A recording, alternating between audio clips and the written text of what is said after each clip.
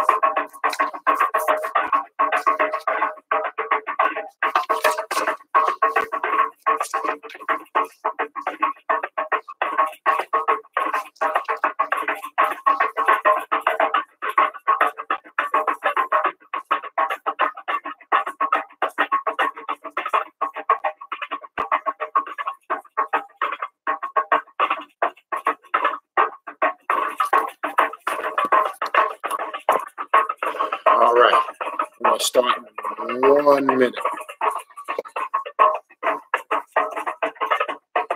All right, peace and greetings. Just quick, I got a minute.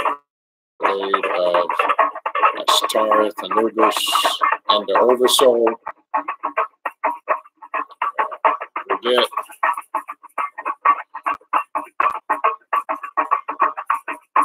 Nominee Draconis. Sister Dion, 305 Capricorn, Kevlar 96, Blair, Sister Blair, and everybody else that I'll probably miss later. Get that out the way. All right, we're going to go ahead and begin. Let me cut off the music. All right, peace and greetings to all of the gods and goddesses on the path doing real work, not just reading about the shit. All right, I'm saying about reading books and regurgitating information. It's pointless. Before we begin, I'm just going to run through some quick announcements. Just a reminder, remember, I will actually be traveling the rest of this week and the next week. Some other events and things. So there will not be a show this Thursday. Just want to make sure we're clear on that. I've been saying it since last week. It's possible in Thursday, somewhere over the squeeze a video in. I don't know. It'll be a random thing. So just look out for it. I'm not sure if it'll be live or it's just something I'll upload. So no class on Thursday and no video, whatever YouTube video class. Won't be doing anything this Thursday and next Tuesday. Just want to make that clear. Then we'll get back on track next Thursday. All right. I'm just putting that out there because I'm usually on a regular schedule, and I know most of the regular followers and listeners tune in on Tuesdays and Thursdays. But again, due to some upcoming travel and some other things, I will not be doing a class again Thursday and Tuesday. So we'll be back on the air on YouTube, the 10th of October. All right. I just want to put that out there. Also, real quick, believe it or not, today's the first day of October. A lot of people contacting about the event, which is now only 26 days away. We are in the month of October. From the 25th to the 27th of this month, we have our 3-day event. I know a couple of you right now have already registered, and I know you guys will be there. I see a few. I know, like Sister Blair. That'll be the 25th to the 27th. It's a 3-day event. As I've been promoting it for months now, there'll be different classes, workshops, presentations on the occult, left-hand path, and black magic from different presenters. There'll be some new, fresh faces. We got a lot of females that are going to be presenting at this event, which I'm excited about that. If you would like to attend the event, if you want information on how to register, send me an email. If you would like to do a presentation, I think we have 2 spots left now. It was 3. We have only 2 spots left. The itinerary is filled up. I'm offering new people to do a presentation on a occult or a left-hand path topic, something in relation to what we talk about here on the channel. If you are registering to come or thinking of coming to the event and you would like to do that, shoot me an email, space permitting. Like I said, we have 2 more spots left. After that, we are full. And that event will take place the 25th to the 27th. Then a reminder on Saturday, November 2nd, and I think about 3 or 4 people signed up this week. On Saturday, November 2nd, from 3 to 6:30 p.m. Eastern Standard Time, I will be doing a private class on Lilith. We will be talking about how to connect with the Lilith energy, how to work with the sigils, how to work with bodily fluids, be it blood or sexual fluids. We will also talk about various different aspects through sex magic and other methods of how to connect with the Lilith energy. That's something I do in a private setting. I won't really get into that in depth here in a open format. So if you are interested in signing up for that class, shoot me an email and I'll send you on that. Again, that's going to be Saturday, November 2nd, from 3 to 6:30 p.m. Eastern Standard Time. Keep that in mind, because I do have some people that signed up for the class and have signed up for classes in the past out on the West Coast or out of the country. Make sure you synchronize that with Eastern Standard Time Zone. Very important. All right. Sometimes that gets lost in transition, unfortunately. All right. So that's on the 2nd. If you need a spiritual reading or a consultation, I know the people that have already emailed me last week on to this week, everybody's pretty set. Because of these next upcoming days, it might take me an extra day or 2 to get to you. Usually I'm good at getting back and setting appointments for readings or consultations within 2 days. I can usually get to everybody. That might be an extra day or 2 due to my upcoming travel, which I'll be leaving out Thursday morning. But send me an email if you are interested or would like a spiritual consultation or a reading. Specify which one, please, in your email. And also include in there the days and times you're available and the time zone you are in. Very important. So we can synchronize it and find the time that works for both of us. All right. Email is in the description box of the video, khnum19@gmail.com. Also, don't forget, hit the like button. The more likes we get, it expands the channel. The channel will reach more people that are on YouTube. It'll pop up in more search engines. So please don't forget to hit the like button, subscribe to the channel, and also hit the notification bell so you get a notification anytime a new video uploads or I go live with video. The channel is monetized, not necessary, but always appreciated. If you'd like to donate to the channel, you can do it right here in the chat. You see the dollar icon at the bottom, or you can go to PayPal and use the same email address, khnum19@gmail.com. To the channel. All right. Other than that, I think that covers. Also, I did upload. I haven't had a chance. Somebody emailed me. I didn't have a chance. I uploaded the short video clip of the ritual we did this past Friday evening. Another good ritual of the spider goddess Arachne. I loaded a short clip on Instagram TV that you'll see on the channel.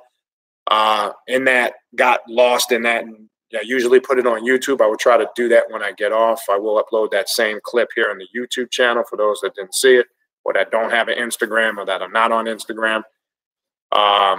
Also, check out Primordial Chaos on Instagram and Facebook. We have platforms on there. And all these platforms, all the announcements I make, upcoming, people send me emails, any upcoming things, classes, etc. You can find all that on the Instagram. You can find it on the Facebook. You could also find it here in the community section right here on YouTube. All right.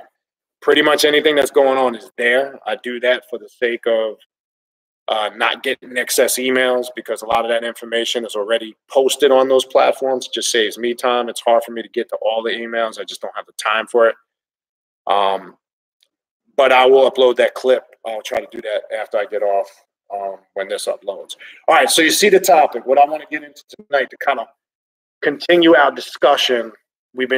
Last couple of weeks, we've been talking about existence, the nature of God. We started with some of the philosophy of Alan Watts, the great British philosopher, who dealt with Zen philosophy. But as I said, when I did that video a week or two ago, whenever it was, a lot of that information can be applied on your path of self-mastery.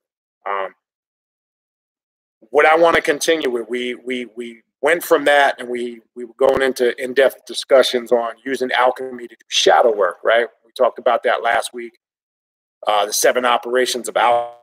I hope people went back and watched that video, because when people always ask, like, when I first start out on this path, what should I do? Shadow work, right? We say that all the time. How do I go about doing shadow work?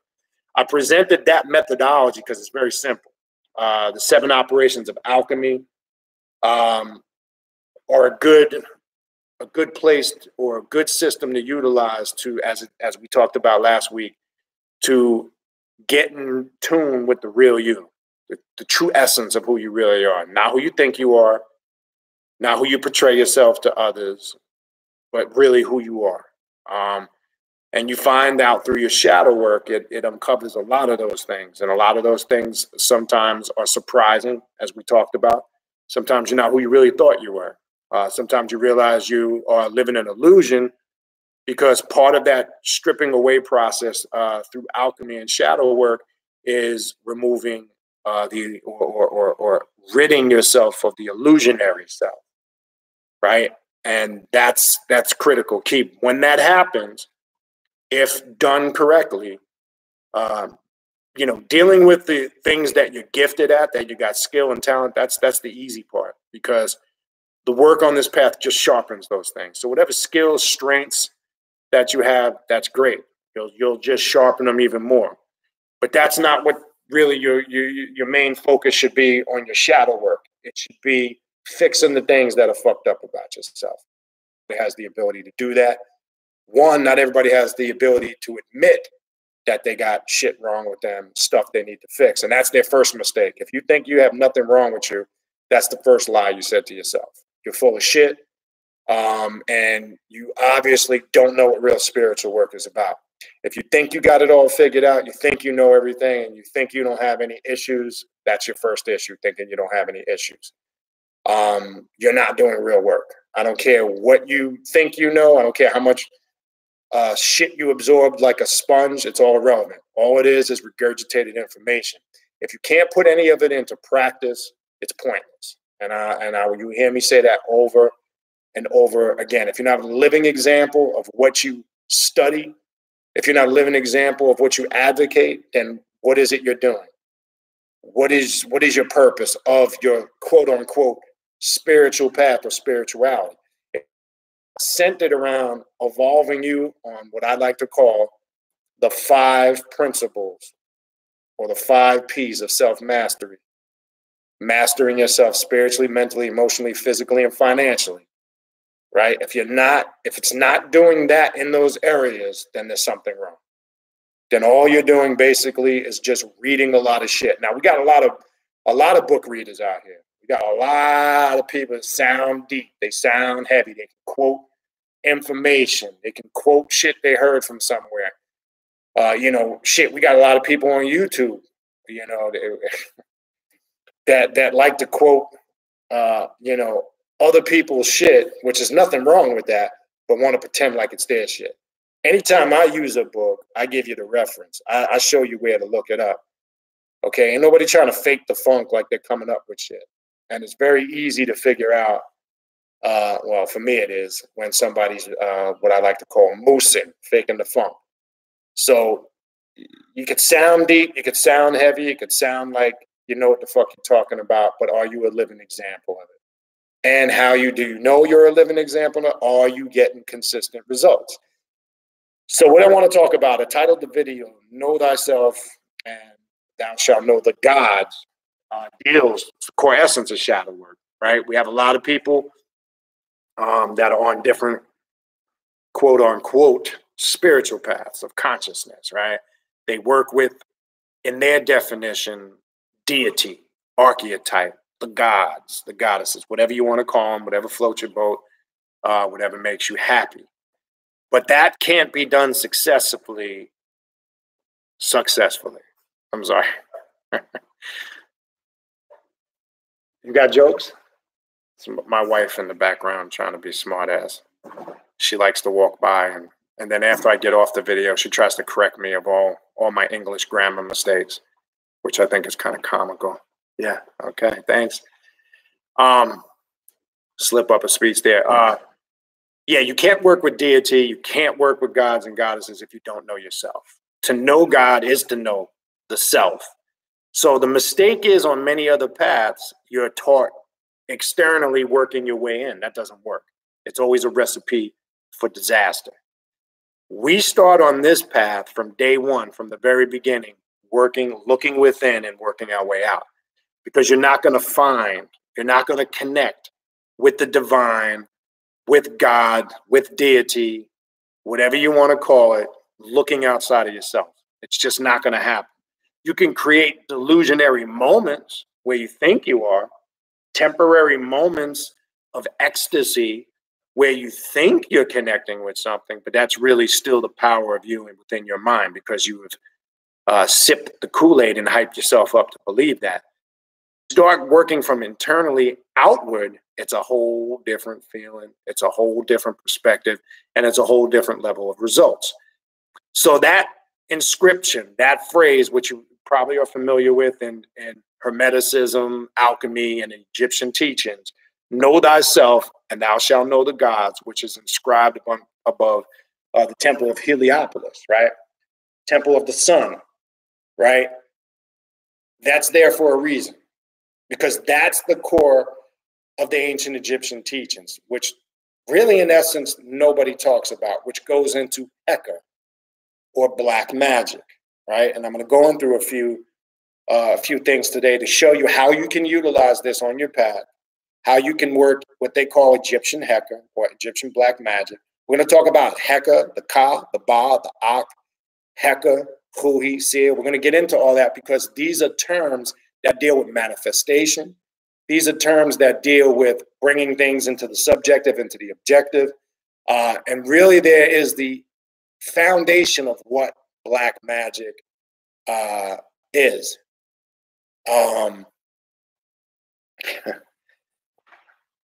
The Ancient Egyptian Book of the Dead, I want to start there real quick. A good translation I would recommend. I was fortunate a few years back to get this. Barnes & Noble sometimes has some jewels in the clearance section, and I'm always out surfing at bookshops. I have a good, which I haven't been to in a while, just reminding me, probably been several months. I have a good used bookshop in my area that I find a lot of old occult books, but always stay abreast in the clearance section. I found this a few years back. It's a really nice translation. One of the more popular ones by Raymond Faulkner, The Ancient Egyptian Book of the Dead. Gives you this little fancy cover with the scarab beetle, you know. But not only that, it's large print, and I like large print, easier to read. We have to understand, unfortunately, in a lot of circles, people kind of approach this book like it's some Egyptian Bible, and it's not. It has nothing to do with that, right? It's a book of spells. It's a book of magic, all right? If you really studied it and you understood it, and I'm not talking about the mundane shit. Well, yeah, the 247 negative confessions. In there, you can find the 10 Commandments. See, that's a game in itself. People are still trying to validate and connect the shit with religion, right? When it goes deeper than that. Okay, so I'm not going to focus on that. Yeah, we know that the Torah, we know that the 5 books of Moses, we know a lot of the concepts in Christianity, Islam, and Judaism. were taken from Egypt. Everybody knows that. All right, but we're trying to take this even deeper on a level where we can use it working black magic and where we can use these concepts in doing shadow work and alchemy. So we understand the historical aspect, all right? You know, we get that, all right? But sometimes we need to go a little further, all right? So I want to focus on two scrolls in here, two short. And I use these in some rituals, all right? In here, as I said, if you've read the Coming Forth by Day, which they call the Book of the Dead, really it's called the Coming Forth by Day, you'll see in a lot of these spells, or they're broken down, each chapter's spells, whatever you want to call them, you'll see areas where it's blank, where you're supposed to insert your name. Right? These were magical spells that the mystic who was initiated in the Egyptian mysteries would enact or carry out. Now, we use this methodology in our spiritual work. Well, I want to focus on two things. Spell 7, dealing with our personal chaos. And I want people to pay close attention to this. Spell 7 is called for passing by the dangerous coil of a pep. Some might know it also under the name of Apophis, right? We know a pep represented chaos. We know the story of, if you're familiar with the Book of Gates in the underworld, Ra's journey through the underworld. We know the story of Ra, Set's father, who spent his evenings till dawn trying to destroy, waiting for a pep or chaos to arrive and trying to destroy. What does this mean symbolically on our spiritual path and how we can correlate that to what we do? Well, as I said before, a pep and chaos comes to you in those hours on a mental and emotional level all the time. When you're laying in your bed at night, I mentioned this many times before in the past, and all of a sudden you might get thoughts of worrying about bills, worrying about personal problems, situations with your business. Maybe you're worried about family issues you have, job issues. That's chaos. That's a pep coming to you. It manifests in your mind in those late hours of night. So we all have our experience with a pep on a multitude of levels. But it's not a bad thing, as many people in other circles will say, right? Because the people that are spooked out, oh, pep, that's the serpent, that represents the devil. If you're religious, it does, yes. Same thing like the adversary, whether we're calling him Lucifer, Satan, Iblis. To a religious person, it represents something negative, okay? If you're religious, we're not looking at it like that, because that's not what it means when you really intently go in and look at it. So we know Ra had it wrong. He didn't know what the fuck he was doing. He was approaching it incorrectly. That represents symbolically your regular everyday person who thinks they can eliminate negativity, who thinks they can just destroy it or sweep it under the rug and it's going to go away, or they can meditate it away, or they can just hide in some spiritual system and hotep it all away, or whatever they think they can do, or make salat 5 to 7 times a day, and they think all chaos is going to stay away from them. It doesn't. All you're doing is creating a stronger resistance, which is going to create a stronger persistence. So we face our chaos on this path. We embrace it. We look forward to it, because it's the time where we can bring out the divine or the God or goddess within us and overcome it, to make order out of it. Hence, we have the term out of chaos, comes order. Right? That's what that means. Chaos is not a bad thing, because you could take that chaotic energy. When you make order out of that chaos, it becomes your ally, your strength, your power, right? Everything emerges from the darkness and primordial chaos. That's what the black coiled serpent, Apep, represents. So Ra had it wrong. And that's why Set basically came to him and in modern day terms said, man, you're jacked up. You don't know what you're doing. You got it all twisted away. Let somebody that knows what the fuck they're doing handle this. Step out the way. He didn't know what he was doing. And the story goes, Set was able to keep Apep at bay, right? He wasn't trying to kill Apep because he knew when he kept him at bay and temporarily destroyed him, he knew that he would resurrect again. So it wasn't about destroying, because you can't destroy energy. You can manipulate it. That's what a magician does. This is why there's no such thing as good or bad. If you understand how magic works, if you understand, go back and read your 7 Hermetic Principles of Tahuti. I will keep reiterating that. It shows you how you do that, right? Everybody's on ma'at this. I'm at peace with myself, ma'at. You can't understand ma'at if you do not understand the 7 Hermetic Principles. As I said before, ma'at is showing you how those things are governed on the objective, and the Hermetic Principles deal with the subjective. And energy cannot be destroyed. It can only be manipulated. You can't destroy it. Okay? Sooner you figure that out, the better off you'll be. So when you look at, for an example, religious dogmas, they're based on the precepts of destroying this negative energy or character called the devil. At the same time, simultaneously, they're giving life to it, because that's all they talk about. The devil is a liar. You must be saved. If you remove that from the equation, what do you really have? So the question is, do religious people need the devil in order to keep their religion alive? Yes, they do. Because without it, there is no fight. There is no battle. The mistake that comes in that process is they're trying to destroy something that destroy. That's the mistake. So this is part of stripping away the illusionary self, mental indoctrination. So the illusionary aspect of that is people spend their whole lives chasing something that doesn't exist. Okay? They spend their whole life chasing a fairy tale or a myth, some old man god in the sky sitting on a throne with a long white beard. Right? These fairy tale mythological concepts in 2019, we still got grown adults that believe this stuff. And as I said, that's about as valid as Snow White and the 7 Dwarfs, Santa Claus and the reindeer. And I love Santa Claus and the reindeer. I love Christmas. It's a great time of year when you look at it from a magical perspective. Okay? It's a great time of the year. I'm not into all that. Oh, you see it. Look at it, the symbolicism, anything it's about manipulating energy. I can take Santa Claus, the reindeers, and I can manipulate that shit to work for my benefit. If you accept what's jammed down your throat, if you perceive it the way it's jammed down your throat, then that's what it is. But you can't tell me how I'm perceiving it or how the next person is. If it's you being utilized in a way where they've manipulated it to work with them, fine. I love the people that, this is my favorite, to show you how deep the spell is. I love the people that get black Santa Clauses. That shit kills me. That justifies them. That's okay.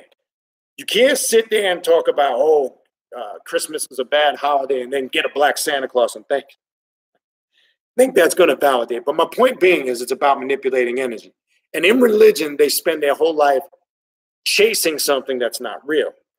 So our goal is to make order out of our chaos. As I said, Apep comes to us in the late hours of the night and the early morning to try to take us off our path. But here, let me read this. Spell 7. For passing by the dangerous coil of Apep.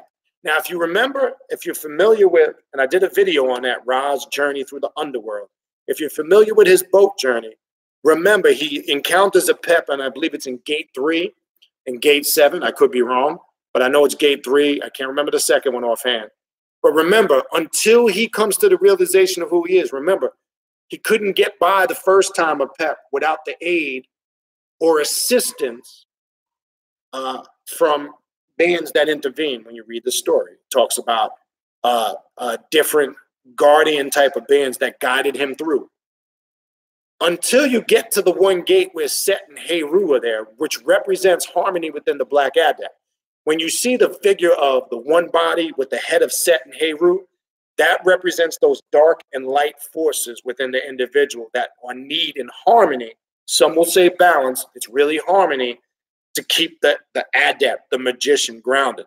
Until Ra understood that, only then was he able to keep Apep at bay. So we have to look at this. This is us. A lot of us are modern day Ra's because we fuck up in our approach and what we're trying to do spiritually, because it's an external approach. We think the answer is outside of ourselves or somebody else is going to give it to us. I've been saying for years, it gets to a point in your journey where some of the answers you're going to have to figure out yourself. Nobody can give them to you. It don't matter how many books you read. It don't matter how many gurus or elders you sit under. And it's okay to have teachers and elders. But when you solely depend on them, it becomes a problem. Okay? It becomes a problem because at what point you, the student, are you going to let go of the teacher's hand and become the master/teacher yourself? I always ask that to people that belong to Mickey Mouse clubs and groups and cliques and organizations where they want to be a follower.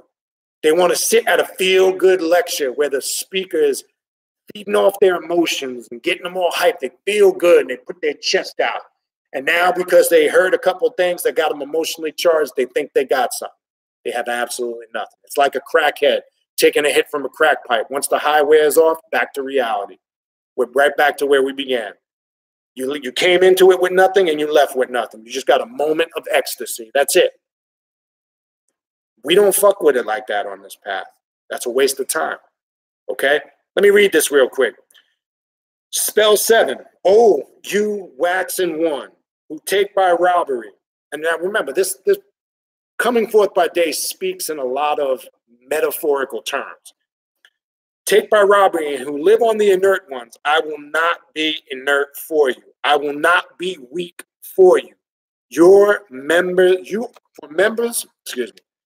For my members are the members of Atum. What does Atum mean? Right? You have the triad of Atum, right? Which really is 4. There's Aknun, A-N-U-N. That's amounts, right? I am not weak for you, suffering from you. Suffering from you shall not enter into these members of mine. I am Atum at the head of the abyss. My protection is from the gods, the lords of eternity. I am he who is secret, more holy of the throne than the chaos gods. I am among them. I have gone forth with Atum. I am one who is not examined. I am hail. I am hail. So this is talking about Ra, Atum Ra, passing by a pet, right? Now watch this.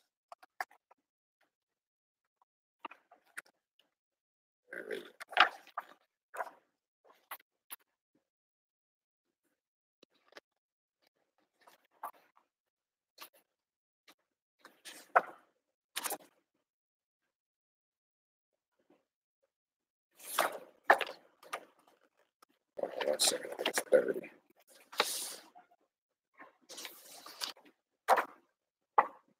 One second.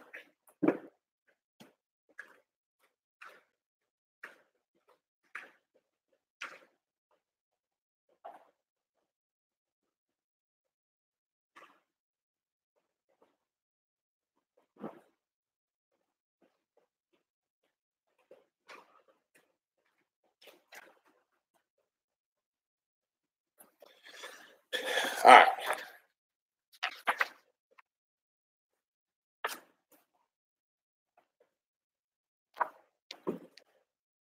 Okay. 80. Okay, I knew I had it written down somewhere. So now let me go to this real quick. Spell 80. Must have marked it and lost the spot. All right, this spell is called for making transformation into a god and giving light and darkness. Okay.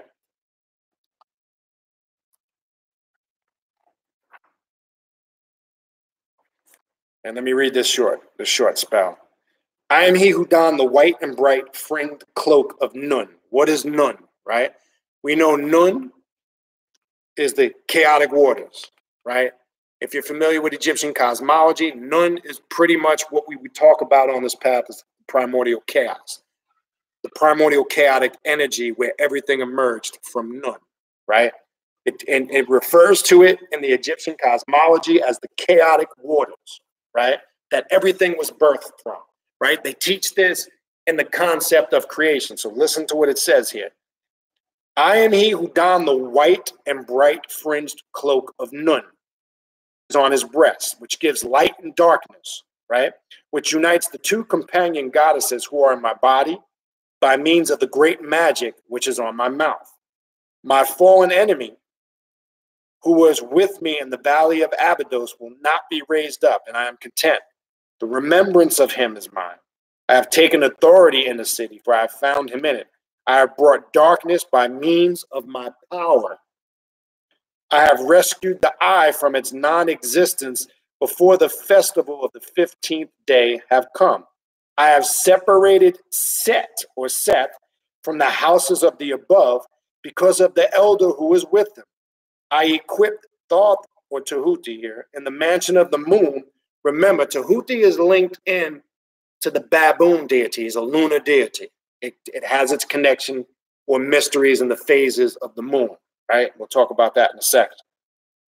I have taken possession of the Wererit crown, and right is in my body also the turquoise and faience of its monthly festivals, talking about the cycles. And my field of the lapis lazuli is there on my riverbank. I am the woman who lightens darkness. I have come to lighten the darkness, and it is bright. I have lightened the darkness. I have felled the evil spirits who were in darkness and have given praise to me. I have made the mourners whose faces were hidden to stand up, even though they were languid when they saw me. As for you, I am the woman of whom I do not permit you to hear. Now it's talking about in here two female deities, right? If you're familiar with the story of the Book of Gates, at one gate you approach, the last gate, you approach two female deities, right? And when you read it and you go back, it's Aset and Nephthys, right? What people fail to understand, everybody always talks about Aset or Isis in this, and this is true, but there's more to it. They always talk about Isis or Aset as this motherly, goddess, and that's only part of it. But there's a dark, magical side of Aset that's very aggressive, that deals with a lot of these, what we call black magic mysteries. Now, when it's talking about here, lightening the darkness, it's what we refer to on this path. One must go into the darkness to do the work of the light. The light represents the intellect. So when we're reading this, it's not talking about illusionary light. In order to give light to darkness, one must become illuminated, become aware. This is very Luciferian in nature when you look at it from a perspective of the path that we travel. These are just two examples. Now we take this, you can use a lot of these spells in the coming forth by day as invocations. Now you can feel free, if it works for you, you can adjust some of the wording. But a lot of these, a good way to use this book, and don't get caught up in the word spells, because I got to be honest with you, got to be careful with that word. That kind of can get a little spooky. I prefer to use these and use the word invocations. If I'm doing a ritual, for an example, to make order out of my chaos, I can use any one of these spells as invocations. That's the point I'm trying to show you. And I'm just pointing out two quick ones. And I can just randomly go through here for an example, right? Without even, I'll show you. All right, here we go. Spell 85, right? Let me show you how easy this is. All right, and I just randomly turn. Watch this. Spell 85 is about being transformed into a living soul and not entering into the place of execution. He who knows it will never perish, right? And then it goes on to say this. Look, I am the soul of Re who issued from the abyss. Notice how everything is from Nun. The abyss, chaos, darkness. Pay attention to the thing. I don't think people pay attention to that when they read this book. Everything has its point of origin in chaos and the abyss and the darkness. Is that a coincidence? No. Is it a coincidence that you have to go into the deep, dark abyss of your subconscious mind to unlock and connect with the real you, the real essence, the true you? Is this a coincidence? No. Why does it always start there? It doesn't start externally in some mythological place in the sky. You don't see that. Watch. I am the soul of Re who issued from the abyss, that soul of the God who created authority. Wrongdoing is my destiny. Wrongdoing is my detestation, and I will not see it. I think about righteousness, and I live by it. I am authority which will never perish in the name of my soul. I came into being of myself with the abyss. This is my name, Khepri.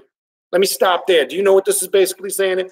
We know Khepri, sometimes pronounced Khepera, Kepher, right? We know symbolically, you'll see it represented as the scarab beetle, the sun deity, one aspect of the sun god, right? Why you see the symbolicism of this here, the scarab beetle on the cover of the Book of the Dead, right there? Because the scarab beetle rolls its own dung. It's one of the few insects in the insect kingdom that can reproduce on its own. That represents remanifestation. Listen to what it says here again. I came into being. That's what Khepera means. I have come into the realization of who I really am. Where did he come into this realization? In the abyss, in the darkness, not in the light, not by some religion with restrictions. He had to come into the realization of himself in the abyss or the darkness. And he says, in this my name, this is Ra talking. He's using the name Khepri, which is another attribute of the sun god. What is this talking about? Nobody talks about this. Why? But I'm gonna give it to you tonight from a black magic perspective. And I'm going to spell 83, being transformed into the phoenix, right? The Benuba. We'll get into that in a second. So he says, I go into the abyss. In this my name of Khepri, and I come into being in it daily. I am the Lord of light. Death is my detestation, and I will not enter into the place of execution of the netherworld. It is I who cause Usir or Osiris to be a spirit. I have made content those who are in his suite. I desire have fear of me and create respect among me. For those who are in the midst, for I am lifted aloft on my standard, on my throne, and on my allotted seat.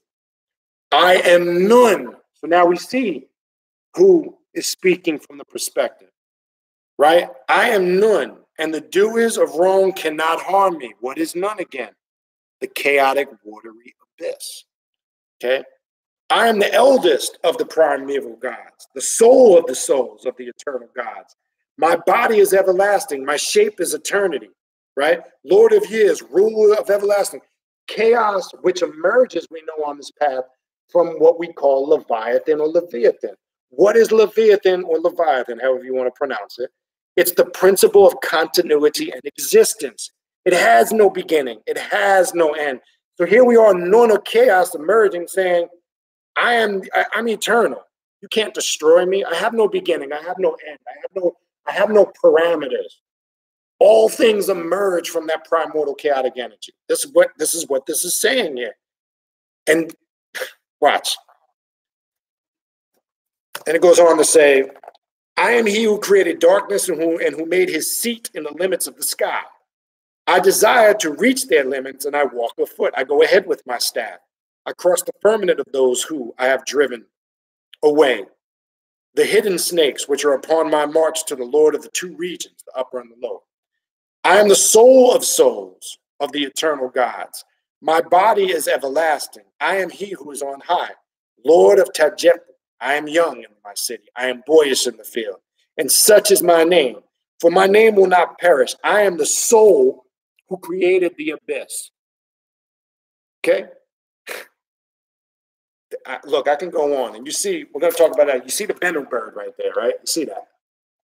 Right? I don't know if you saw and again, I talked about this a few weeks ago.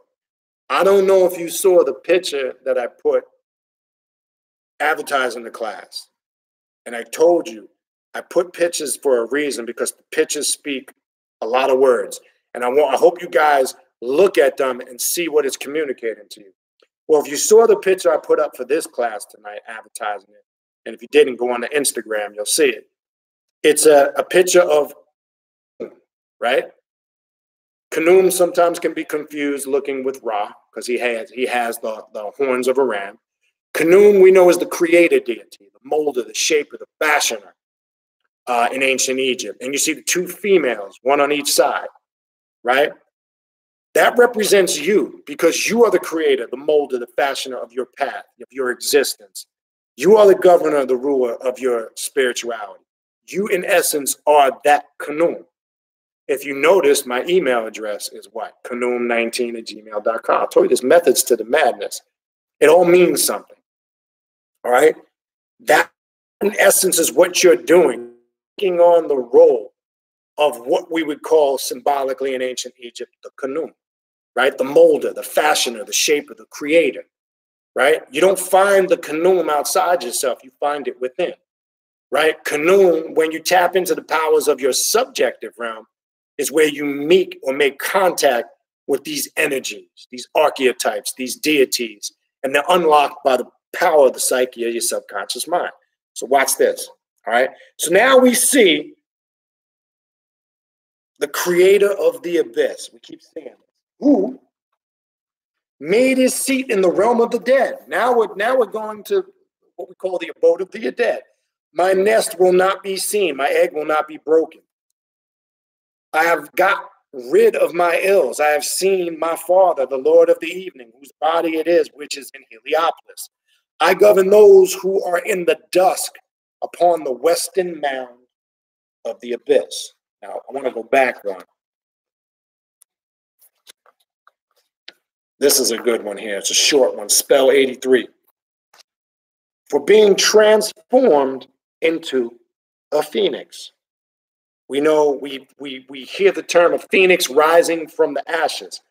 When you have that moment of kepara, kefir, however you want to pronounce it, whatever floats your boat, kefir, and you've come into the realization of who and what you really are, that is symbolic of you transforming or becoming a phoenix rising out of the ashes. The ashes that you're rising out of is the illusionary you, the fake you. You've now stripped away all those things that are hindering your spiritual growth mentally, emotionally, spiritually, physically, and financially.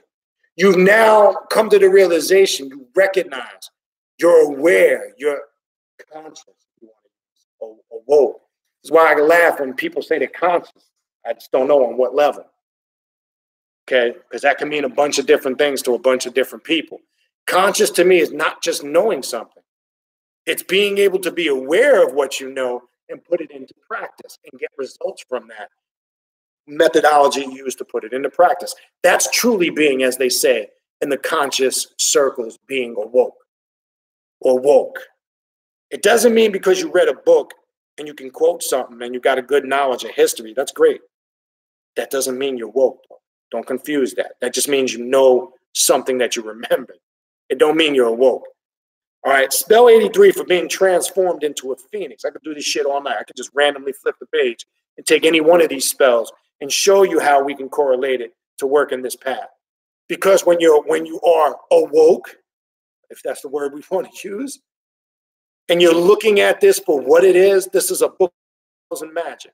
This ain't no history book where I can correlate it. Yeah, is there history in it? To an extent, yes. But that's not how it was intended to be used.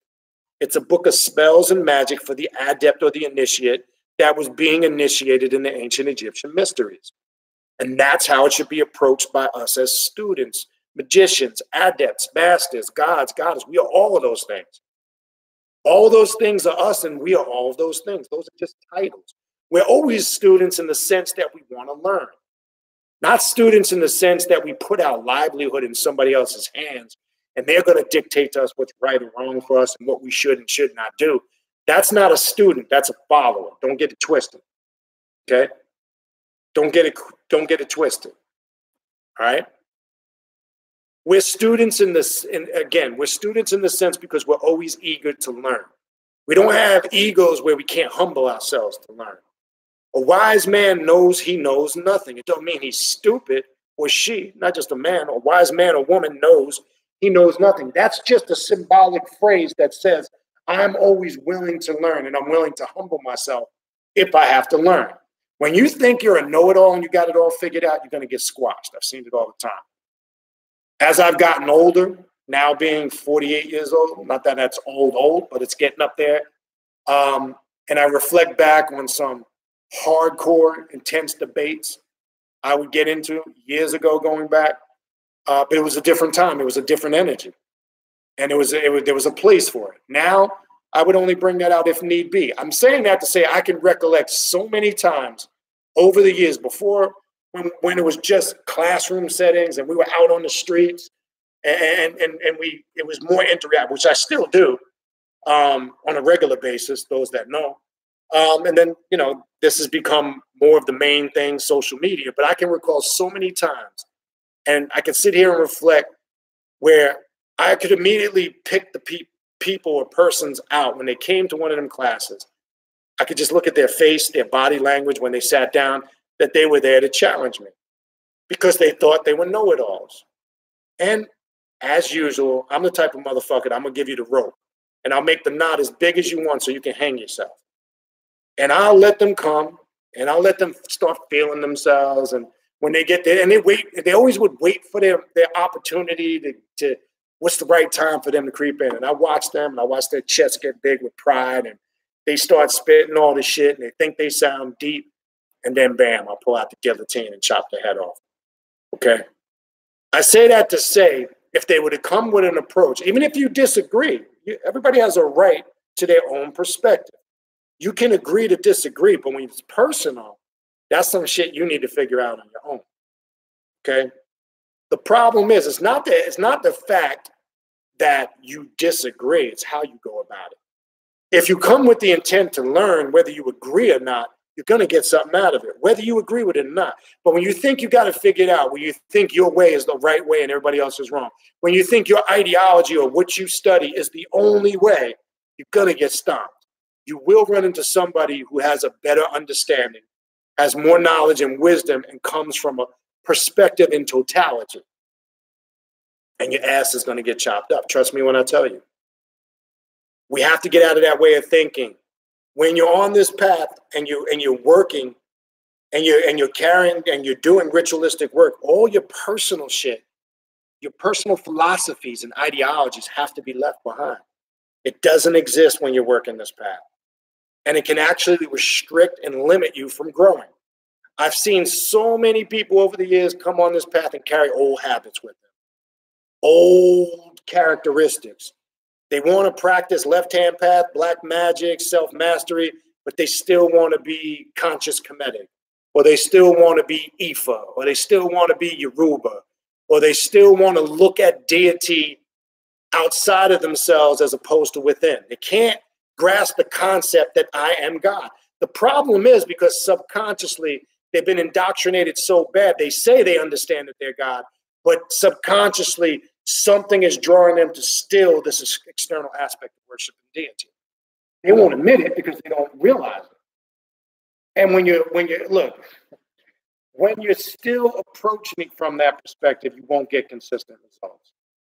People will say dumbass shit. And I'm telling you this was somebody that was initiated in Ifa. And I don't practice any of that traditional shit no more. Do I work with the Orishi? Yes. Not in the traditional way. I gave that up years ago. I'm done with it. I don't worship them. But people traditionally will say dumb shit like, I left an offering of bananas for Shango, right? And then they'll go back 3 days later and the bananas are all rotten and decaying. They go, look, Shango's eating the bananas. No, he's not. Anybody knows if you leave bananas on your counter for days, they turn black and start getting ripe and decaying. But that goes to fucked up. People are spooked out. All right, Shango is not eating the bananas, okay? The bananas are rotten. That's just nature doing its thing. Because that's why they don't realize they're looking at it from an external perspective. I can do that with every Orishi. I started to learn that these are aspects or characteristics that reside within us. So the correct way to work with deity, and I talked about this in the last couple of weeks on and off, but let me go back to this real quick. And then I'm going to read spell 83. People will either say to me, they'll send me an email, and you might even know these people. Yeah, you know, I had this dream, or all of a sudden I got this urge to work with Oshun. I think I'm a child of Oshun. No, you're not. That's what you're lacking in your spirituality. What does Oshun represent? Depending on what you got going on. Yes, it could be sexual hangups. It could be financial hangups. She's a sorceress and a witch. Maybe you need to enhance your magical powers and ability. You're drawn to work with that energy because you're lacking in that area in your life. I'm going to say this over and over. It's not because you're special. It's not because you're chosen. It's because your subconscious mind is trying to communicate to you something's not right. And if it comes in the form of Oshun, Kali, Lilith, whatever it might be, so you can get the message, then that's what it is. But what are you doing to act on it? The wrong approach is, oh, I'm special. Then you get the person that'll get eccentric and they'll start wearing yellow and they'll start trying to look like Oshun and do Oshun things. And I'm going to go set up an altar for Oshun and worship Oshun. And all it does is make them more fucked up, makes them more nutty because they didn't quite get what was going on. Because rather than look for the answers in here, and in here, they started to go spook. Oshun appeared to me in a dream. I get it all the time, people. I'm trying to tell you. Now, if you want to think that's what it is, power to you. Power to you. But I guarantee you, it'll be a matter of time where you'll come to the reality of what it is. And it's not my job to convince you or not convince you. That's not my job. I couldn't care. It is my job just to put information out. That's what I do. I don't care what you do with it. I don't care if you love it, like it, hate it, or agree with it. That's your personal business. All right? I can only share what works. Now, is everything that works for me going to work for you? No. But that's what you need to figure out. What formula does work for you? Take what does and just discard to the side what doesn't. But this is how you work with deity. This is how you utilize this path. Let me read spell 83. And again, I'm just randomly grabbing spells right now. All right? For being transformed into a phoenix, I have flown up like the primeval ones. I have become Kepri. Here's that term again. To become Kepri, to become aware. That's when you now have reached the state to be aware, to know, to have the knowledge of self is to become a god or a goddess. Without knowledge of self, you don't have anything. I don't care what you think you know, you have nothing. And that's why I must commend and I stay loyal to an extent to my roots, though I'm not a full-fledged member anymore. And that's why you will hear me every now and then revisit the 120 lessons of the 5%, the nation of gods and earth. I'm not saying everything in there is factual and historically correct. I don't focus on that. There's a lot of Luciferian information in the 120 if you look at it from an occult and a black magic perspective. And the first principle is knowledge of self. Recognize that you are God, right? There is no fictitious God. There is no, spook God that's going to bring you food, clothing, and shelter, right? Sit around and wait for a spook God to put food on your table. Let me know how that goes. And then you say, well, I get this all the time. Brother, when I have discussions, I'll call them discussions with religious people. And I know a lot of reverends. And believe it or not, I talk to a lot of pastors. They may not agree with what I say. They respect me. And we've got it on a level where it's respect. I respect what you do. I may not agree with it, but I can respect it. And they'll sit there and say to me, but brother, see, you don't know, you're not saved. I love this. It's my favorite. And they'll say stupid shit like, well, you see, what you're saying is not true. I prayed, and I got an answer. I had problems. You did. But what you're failing to realize, your own personal belief, the energy you gave it to fuel it, you might have got confused and gave credence to some spook God for doing it. You did it yourself. Because it's your power in that personal belief. I don't care what you're calling it. You're giving it the power. Trust me when I tell you. You might think it's a fictitious God that's doing it. It's like, look at it like this. It's like the person that goes to jail. We all know people that do time. A lot of brothers that we know that do time, they either encounter Islam, Nation Islam, some counter the 5% nation, or some become hardcore Christians or Sunni Muslims, right? And they say, that's what, man, I went to prison, I found myself, I got saved.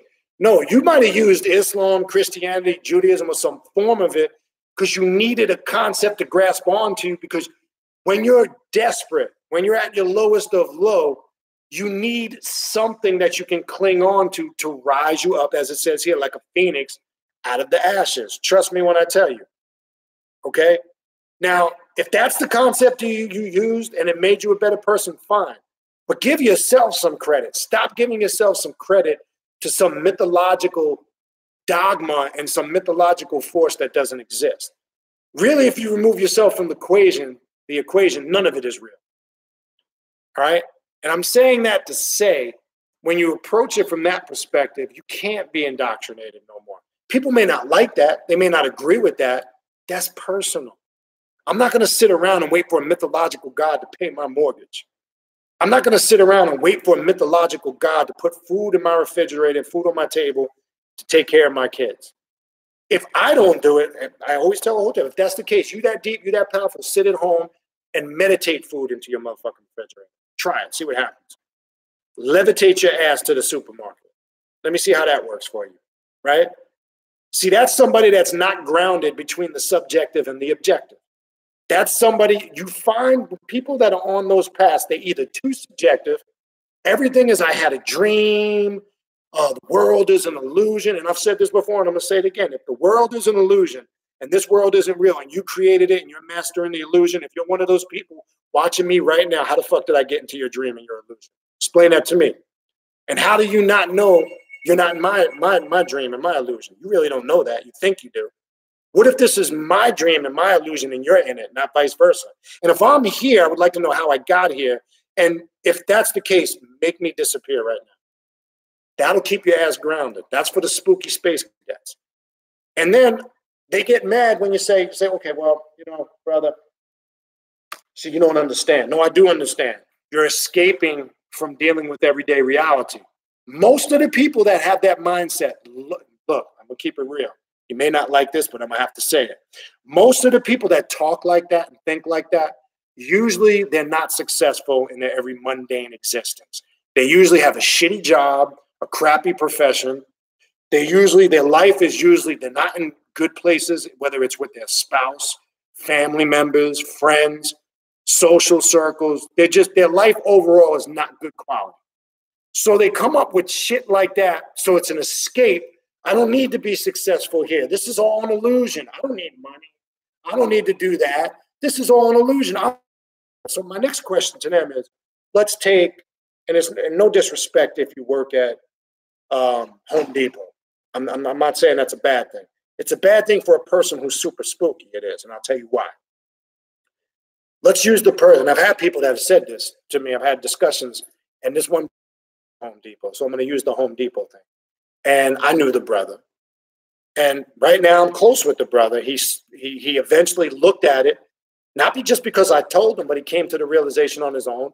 And he started to slowly but surely look at things different. Well, anyway, I'm going back a few years ago. This brother said to me, no, this is all an illusion, this and that. Same shit I was just talking about. And I know the brothers had a lot of issues going on. Car was jacked up. You know, him and his woman at that time were, you know, staying at his mom's house. He basically didn't really have any money. He was struggling. And there's nothing wrong with that. It's wrong for the person who thinks they're super spooky and spiritual and deep. I'll tell you why. So I said, brother, okay, you believe that this world is an illusion, right? Yeah, this is all an illusion, brother. This ain't real. I manifest this illusion. This is my dream. I control it. I said, that's heavy, brother. That's real heavy, deep. I said, so you created every going on in this illusionary world, this physical, mundane existence that you're talking about, you created it, right? You're controlling it. Yeah, brother. Let me ask you a question, brother. Why did you create a scenario where you're living in your mom's house? You got a raggedy-ass car. You ain't got no money. You're working a job you can't stand and you're miserable. Why would anybody want to manifest that type of existence if they're controlling it?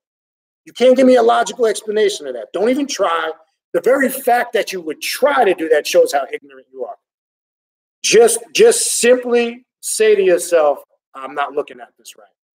That's the person that is too subjective and everything is spiritual. Guarantee you, if you look at those people, 9 out of 10 of them are failures in their everyday mundane life and existence. So they use that as a form to escape reality.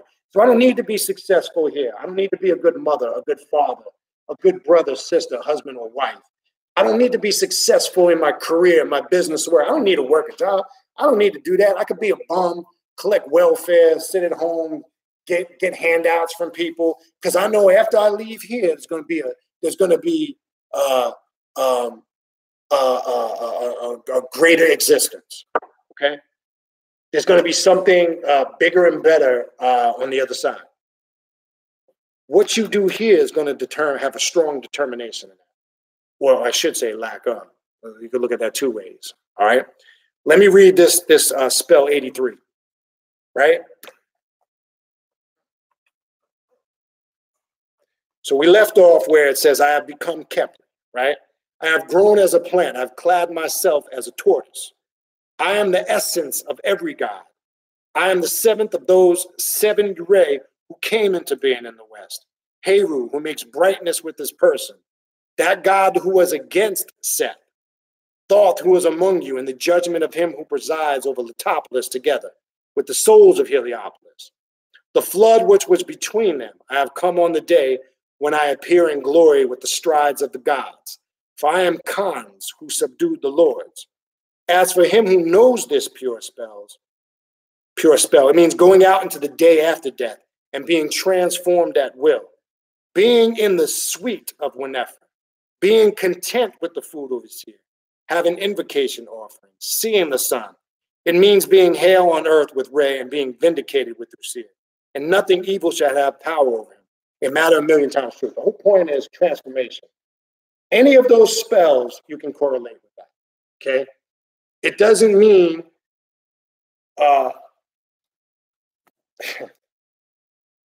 actually, it means several things. The focus there is on transformation. You place yourself in all of those spells. Now, you see when you read, as I mentioned earlier, a lot of those spells, it's blank, where names are inserted. That depended on the practitioner or the magician who was working the spell. So we have to have an understanding of that when we're looking at that. Stop using it,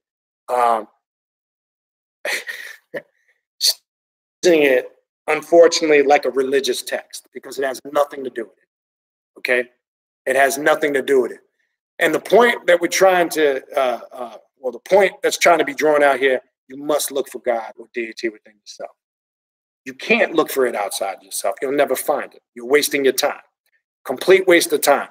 And we never work this path looking for deity outside of ourselves. All right? So what I want to get into, and then I will start when I'm done. I will go through the chat with your questions and comments. Let's talk briefly about Heka, the Ka, the Ak, the Ba. It's important because this is a good general understanding to really understand how we use this when working what one would call black magic, or as it's called in ancient Egypt, Heka, right?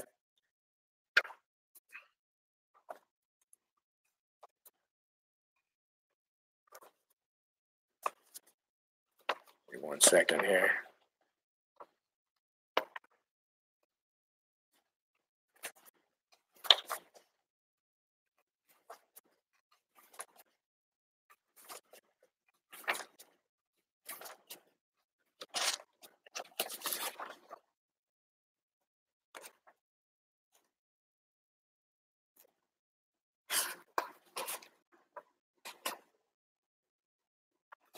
Here we go. All right, first let's start with Heka. And I'm going to take this out of the works of Charles Pace. All right, Charles Pace, who considered himself, that's what he believed in his mind, he was a high priest of Set. You could actually find all of his works. Actually, Michael W. Ford reproduced them in a book that he did called Necromania. These are the works of Charles Pace, not Michael W. Ford. He had permission to reproduce them. You can Google Charles Pace. You don't find a lot of information on him. He didn't put out a lot of information on it. But anyway, the point is I'm going to use some basic terms and definitions from the divine, a section that he wrote, the divine aspect of the self, right? Heka, magical power within both nature and the energy of the black adept. This power is activated. This is important here. The unity of desire, belief. What are we talking about belief? Not belief in something external or spooky, but belief in oneself, right? And I said, we do work with belief on this path, not faith belief, Not religious belief, dogma belief, but belief in the power of self, right? And will of which the utterance of the naming, commanding, manifests your desires into being. They call this on this path performative utterance, which if I have time, I'm going to go into that. When you're doing your invocations, right? The passion, the energy that you fuel it with, the energy of that intent is going to determine how powerful that ritual or working can be. So you got to have some power to fuel it. That power comes from within, right? The will of which the utterance of the naming manifests your desires into being, or commanding is the word you'll see also used here, okay? So it's the connection of, as I said in the beginning, this is about manipulating energy, right? How one can manipulate energy to work or benefit in their favor, right? Manipulating energy is different from when we were talking about the story of Ra in the underworld. It's different from trying to destroy. You can't destroy energy. You can only manipulate, continue to exist in some shape, form, or fashion. Nature reflects that. As we know, stars collapse, solar systems collapse, but when a star or a galaxy collapses, it creates other suns. It manifests into another form of energy. So it's never destroyed. It constantly resurrects. When we work with energy on this path, we understand that principle. That's why when you're working, you're doing ritualistic work. We're not trying to banish anything. That's high magic. We don't deal with that stuff. If you're, you can't banish and destroy. All energy is productive when you know how to work with it. It's knowing the when, the where, the how, and the why. Things are good and bad is a personal perception, because what's person could be bad to the other person and vice versa. So there's different levels of perception on what's good or bad, and that's going to vary from degree to degree to an individual. That's important to understand. You can't get mad if you don't like something, agree with something, or think it's evil. That's your personal perspective based on how you perceive it. Because the same person can come right behind that and give you a whole different perspective and say, no, I don't agree with that. This is how I look at it. That's not negative to me. That's not evil to me or wrong to me. To you, it is, because that's where you are in your evolution and your growth and how you perceive information and truth. And that's okay, because that's just the reality. That's why it's illusionary to think. And this is why people want to debate. And you see all these debates in all these circles. There will never be a time where everybody will come together and agree on the same thing. It'll never happen. Fool yourself if you want. People will be arguing, fussing, and debating religion and spirituality till shit knows when. The fucked up part about it is the people that think they have some dogma or some doctrine that their shit is right and everybody else's shit is wrong. That's the funniest shit to me. That their way is right. Oh, you're entitled to your opinion. But don't get mad if somebody don't agree with the shit. That's where it gets stupid. Then that person gets all up in their feelings and their ego, and then they want to debate. Like I said, I did that shit for years, okay? And I got to the point where here's the bottom line. I mean, again, I only do that when necessary. Somebody gets stupid ignorant. The point is this: the only person you got to prove something to is yourself. If you're working a spiritual system, here's how you know it's working. You're getting results. Getting results how? You're seeing growth spiritually, mentally, emotionally, physically, and yes, financially. Stop spirituality with being broke. I'm so tired of these people. They're so spiritual and heavy and deep, and they can heal, and they master herbs, and they do all this spiritual shit, but they're broke. That doesn't register with me. I never seen a broke pharaoh in ancient Egypt. Show me one. Show me a pharaoh that was broke. Don't say you're a direct descendant of kings and queens, gods and goddesses and pharaohs, and you're broke. That just doesn't equate. Okay? It doesn't equate.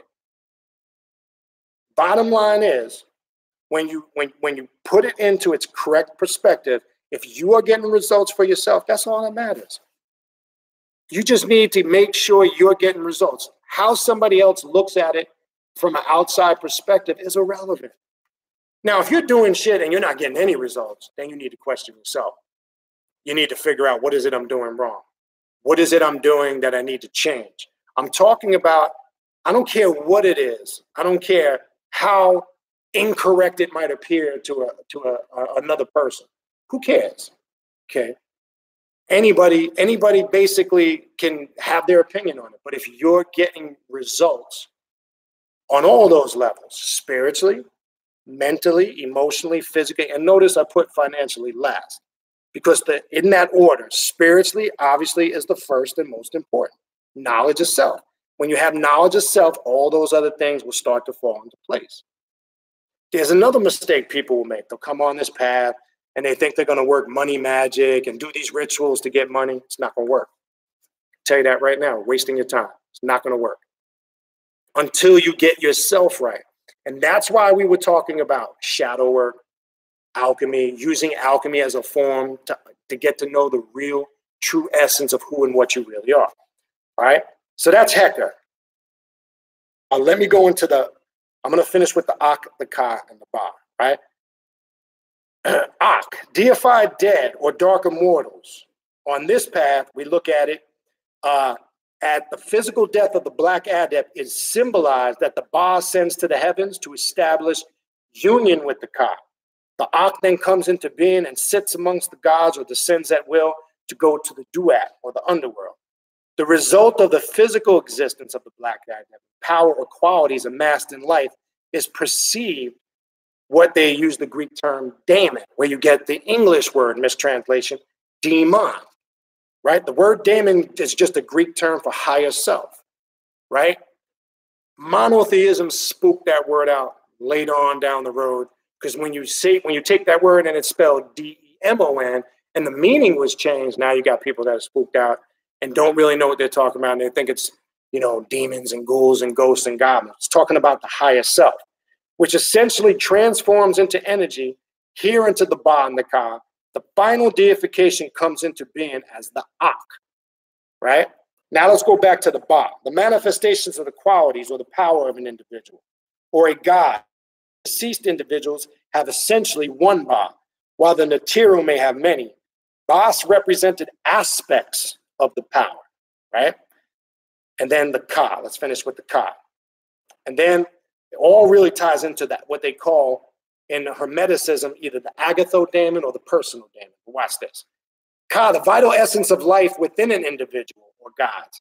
When the Ka leaves the physical body at death, the Ba then ascends to the vital essence, what one would call the spiritual realm.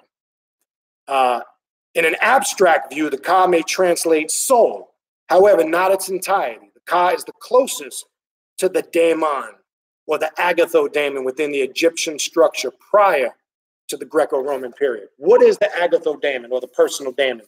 And we talk about demonic integration work, right? In the Greco-Egyptian, the beneficial spirit, which assumes the form of the serpent, right? Now we're talking about raising the serpent mysteries, the Kundalini energy. Watch this.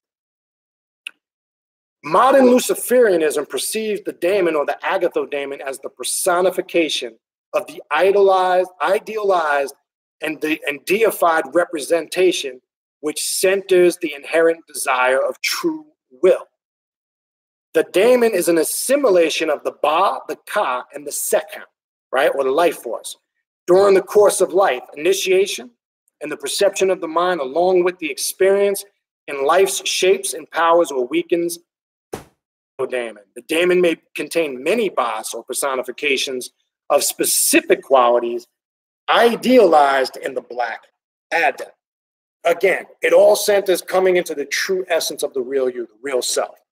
That's all it's saying in a nutshell. Even though it might have used all these detailed terms, the Ka, the Akh, the Ba, Heka, those are all the key concepts to activating the agatho-daemon, the higher self, the real you. How is that done?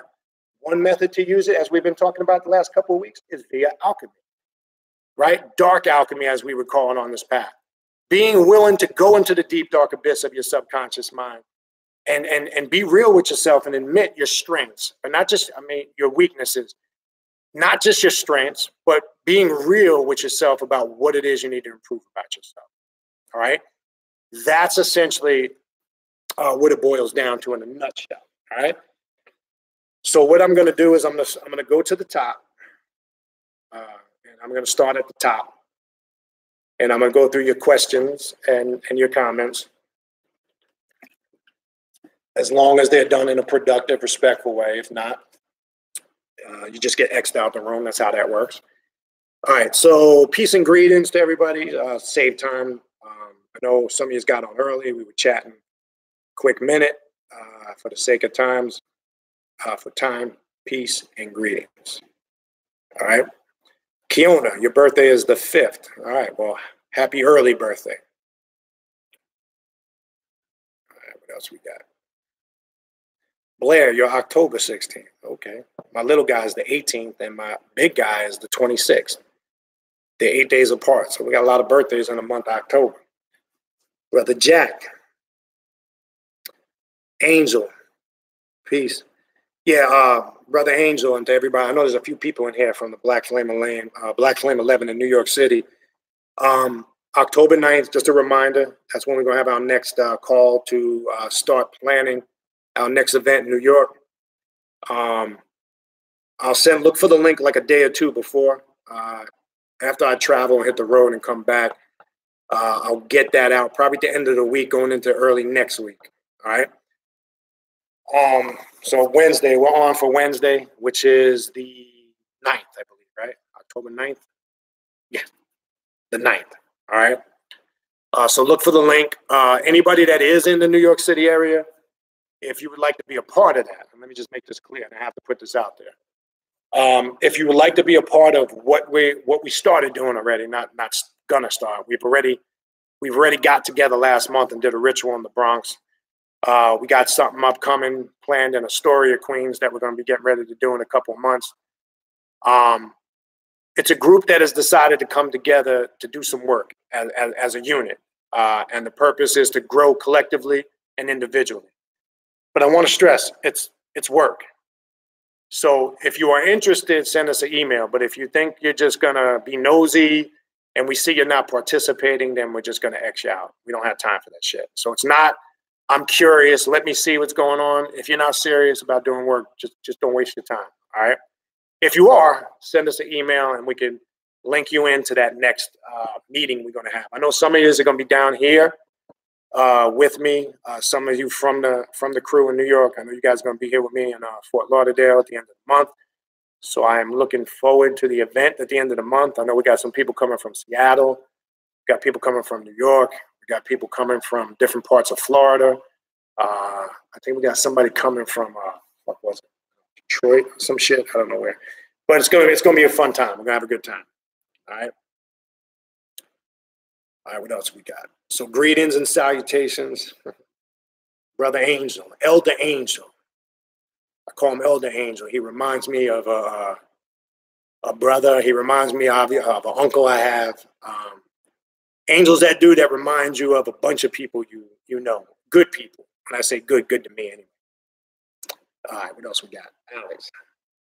Yeah, it's a funny comment. Good shit to your wife, and she corrects your grammar, and you don't take it wrong. Oh, no, I don't. Yeah, she won't hesitate. And I know sometimes, you know, I don't have the best grammar, and I know that. No, she'll point it out. Thing is, she could be in the other room. She hears everything, and she'll tell me afterwards. Literally, just tell me everything I pronounced wrong. It's funny. And it doesn't bother me at all. That's what I'm talking about. You can't.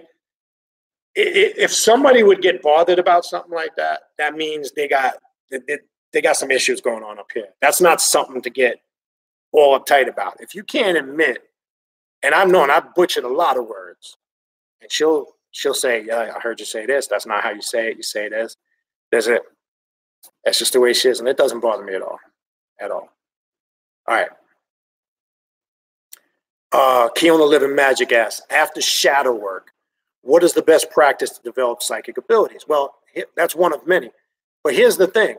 Your shadow work should dictate to you what direction you'll be going into. So that just depends on what was revealed or what you got out of your shadow work. All right? Because the purpose of doing shadow work is to point you in the path spiritually of where you need to be. And that's going to start to evolve and transition into other areas that you'll start doing work.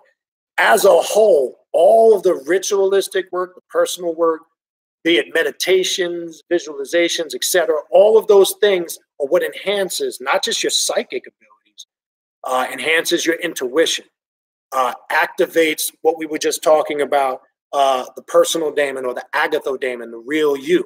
Once you start tapping into the real you and you start communicating with the real you, the higher self, you'll start knowing right off what direction I should head into. What should I do? What you'll get creative on your own. You'll start creating shit, because it's not about just going into a book and taking a ritual, whether it's for psychic abilities or whatever it may be for, and just copycatting it. No, you should put your own personal touch on it.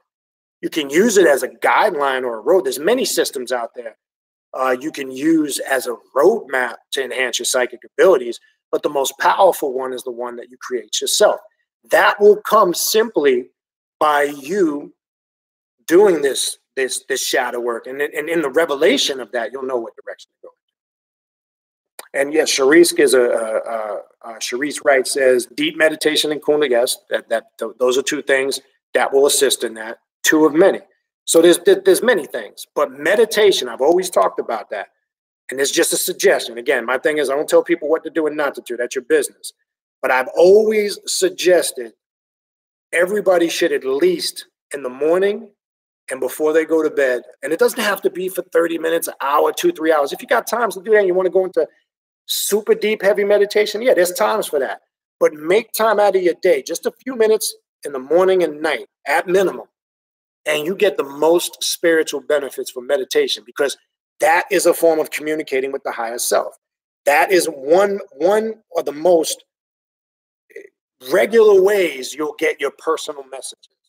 If you want to call it personal message with spirit or deity, with higher self, whatever you want to call it, I don't care. But you will get growth in doing that. But remember, I've been saying for years, it's about consistency. You have to be consistent at what you do. You can't just do something once, twice. Part of laying out your path to self-mastery is creating a path that works for you. Don't measure it to somebody else's. Don't try to copycat somebody else's. You have to customize your own system, routine, methodology that works for you. There's no one set system out there that's going to work for you, because there's things you might find in it that work, and there's things you not. When you force yourself to do something that you don't really feel or you're not really resonating with, then you're back to religion, you're back to following, back to doing what other people are telling you. So that's part of the journey. Part of that journey is figuring this out. Nobody can do it for you. I don't care. Again, I don't care how many books you read. I don't care how many people you studied under, whatever. That's great. But at the end of the day, you're supposed to take all that knowledge, whether it's books, teachers, elders, and take what you got out of it that works for you. And then you need to come up with your own system that works. That's what this is about. So part of the beauty of this path is that journey, figuring it out. And that's why I said earlier, you're not going to get the answers to everything from somebody else. Some of this stuff, you'll have to figure it out on your own. That's where it becomes a little tough, because there's some people that ain't willing to go that route. There's some people that want to be a part of something that's going to do it. All right. But yes, that's a good suggestion by Sharice. What else we got? I'm going to skip, if you guys are conversing amongst yourselves, I'm just going to, if it's a comment relating to what we're talking about, I'll read it, but I'm not going to read your comments. I know some of you are having conversations with each other, and that's cool. But for the sake of time, I'm not going to read all that stuff. Here's a comment from Alex Rivera. Set understood he could push off chaos, a PEP, to create Ma'at order. Correct. But my question comes to, if the continual push off of chaos to bring order is valid in a practical way of life. Yes, in many ways. You have to look at symbolically what that story is talking about. Again, Alex, I can't see a time on here, so I'm not sure what time you came on. But when I've talked about that story many a times, all right? When we look at Ra had it twisted, right?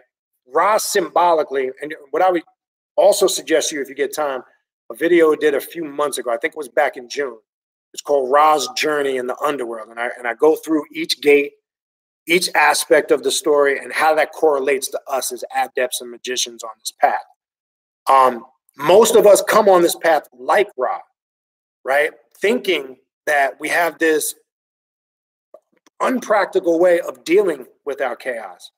Some think in religions they could pray it away, that it's just going to make it disappear. Some in conscious circles think they're going to meditate it away or chant it away or whatever. We don't do that on this path. When Set comes in, as you're talking about in your comment, Set had a whole different approach because he understood chaos. He recognized chaos and he knew how to make order out of it. Hence, we have the saying in alchemy and hermeticism, out of chaos comes order, right? So that's what the story represents. And when he went to his father Ra, he was like, "You're doing this wrong. Let me show you how it's done." And you'll see the different imagery. You'll see how they depict it. But as it says in the Coming Forth by Day, like a snake sheds its skin and grows a new skin. That's symbolic that even when you start to get your chaos in order, chaos will manifest again. There's no such thing as ever being in a place where you're never going to have any problems. You're never going to have any issues. But the difference is when you have the awareness, you're able to keep you as that. Remember, I always said an adept is always in control of his immediate surroundings and environment. You can't control things outside of that. You have to start first with controlling yourself and your immediate surroundings and environment. That's keeping order of your chaos. Now, that doesn't mean that chaos and what's something that might be negative to you that can't come from outside of that parameter and at least try to affect you, but it won't if you have mastered self. So what basically in that story Set was trying to show Ra, you don't have mastery or knowledge of yourself. Because he thought he could just every night. Now, here's the thing. You thought he would have caught on where he had to do this shit every night. But they don't ever tell you in this story why chaos kept coming back.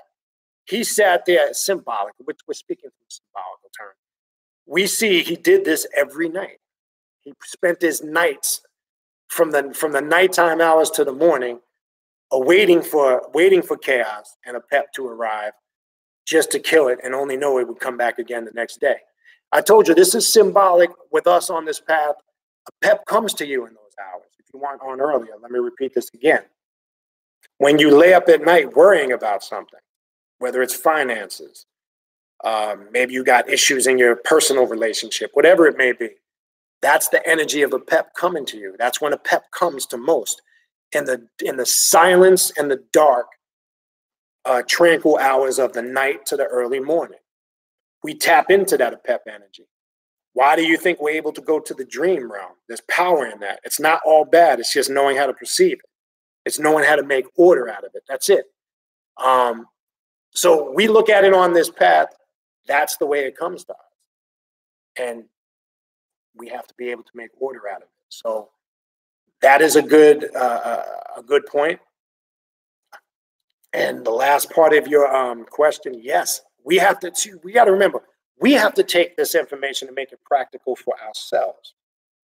Okay, that's the important part. It's practical to you as far as how you make it practical. What's practical has root in what word? To practice. And why? This is why you always hear me say, if you can't put information into practice, it's just some shit you know. You remember. The difference with what we do and what most other people do, we don't just read this stuff and then get into a conversation and want to sound heavy and deep and regurgitate it. We actually find a way where we can use it in a practical manner. Is that going to be the same for everybody? Absolutely not. Because we could look at this story probably in several different ways. We could probably have 10 people can look at this story, say, read this story. And then we could all go around the room and I guarantee we might get 5, 6, 7, 8, 9, or 10 different perspectives. And that's okay. If the person is using it in a practical manner to put it into practice to get results, that's fine. That's all that matters.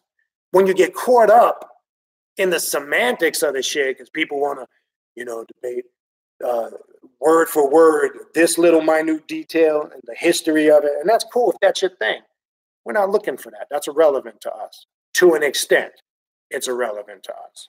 But it's a good question, Alex. Good question. Oh, what else we got? Sunny D is late. Keon here. You like the Black Santa, huh? I was just joking about that earlier. Cool.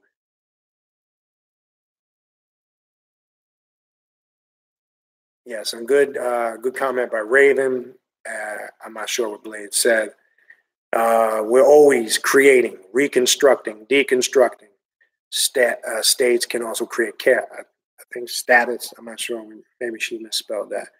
And that's why I said, if you look at the picture I used to promote this class, I choose images because images speak in volumes. You see the picture of Khnum, right? The fashioner, the molder. He represents one of the creator aspects of ancient Egypt, Khnum, right? You are the Khnum. What are you fashioning, molding, and creating? Your own personal path. That's what a god or a goddess does. They don't follow something to the T. They don't, join a group and do what they're told. If that's your thing and you do that, power to you. But don't get mad when somebody refuses to be a part of that way of thinking, that ideology. I told you, I'm done with the Mickey Mouse days. The days of the conscious pimp is over. There's no one supreme leader shit. That shit is over now. You still got people that want to be I don't know what it is. I think it's that messiah complex that people get through religion. They're looking for a messiah or a savior to do it for them, and they're not gonna. Okay, the quicker you eliminate that way of thinking, the better off you will be. And I think people suffer from that. You know, I'm talking to those that are in that situation. If you're not, then it don't apply to you. But the point being is, unfortunately, in my everyday travels, I still run into people that have messiah-itis, I call it. They're looking for a savior figure, somebody to take them to the promised land, somebody to bring them salvation. The only person that's going to bring you salvation is you. The quicker you realize that, the better off you'll be. But some people are just in that state where they have follower mindsets. And it is what it is, unfortunately. All right. Oh, stasis. Okay, I see. Stasis can also create chaos. Yes. Now, we talked about a while back, and we actually did a ritual with that about a year ago, the 9 angles. The sixth angle in the ritual of the 9 angles on this path represent stasis, right? Stasis, some will say death. Stasis just means to be at a point. In that stasis, though, or neutral state, there's tremendous growth. Right? When we talk about reconstructing, deconstructing, in order for something to be created, something has to be destroyed. When we utilize that concept on this path, we're talking about things about ourselves. In order to reconstruct ourselves, or as it said in those spells that we read from the Coming Forth by Day, I have become aware. I've come into the realization of who I am. We have to deconstruct those things that are not productive for us. Destroy them, but yet remanifest or reconstruct or resurrect them where we can shape them, where it holds significance to where it can help us. That's what a lot of this work is on this path. So most definitely, that is an important process. Deconstructing first, obviously, then reconstructing. But stasis in the 6th angle, we did a whole ritual on that, right? In that silence, stillness, there's growth. In that, some liken it to a form of death, right? And there's growth. When something dies, something resurrects. Or when something's destroyed, and then something is rebuilt or reconstructed on this path. So after maybe the pain and the hardship, there's growth, right? And anybody that look, like I said, step 1. Anybody that thinks that they don't have issues to work on themselves, that's their first fuck up. That's their first lie. Anybody that thinks they don't have nothing wrong with themselves, that's their problem right there. They just fucking totally misled, totally confused. If you really believe that, then that just shows you where that person is at mentally. And that's a person you ain't going to be able to tell nothing to. That's the person that's going to have the I know it all mentality. I'm so deep and heavy and I know everything. That's that person. Trust me when I tell you. We don't approach it like that. All right, but good. Those are good points.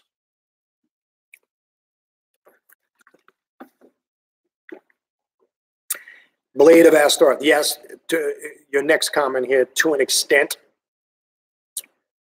I say stasis brings about chaos.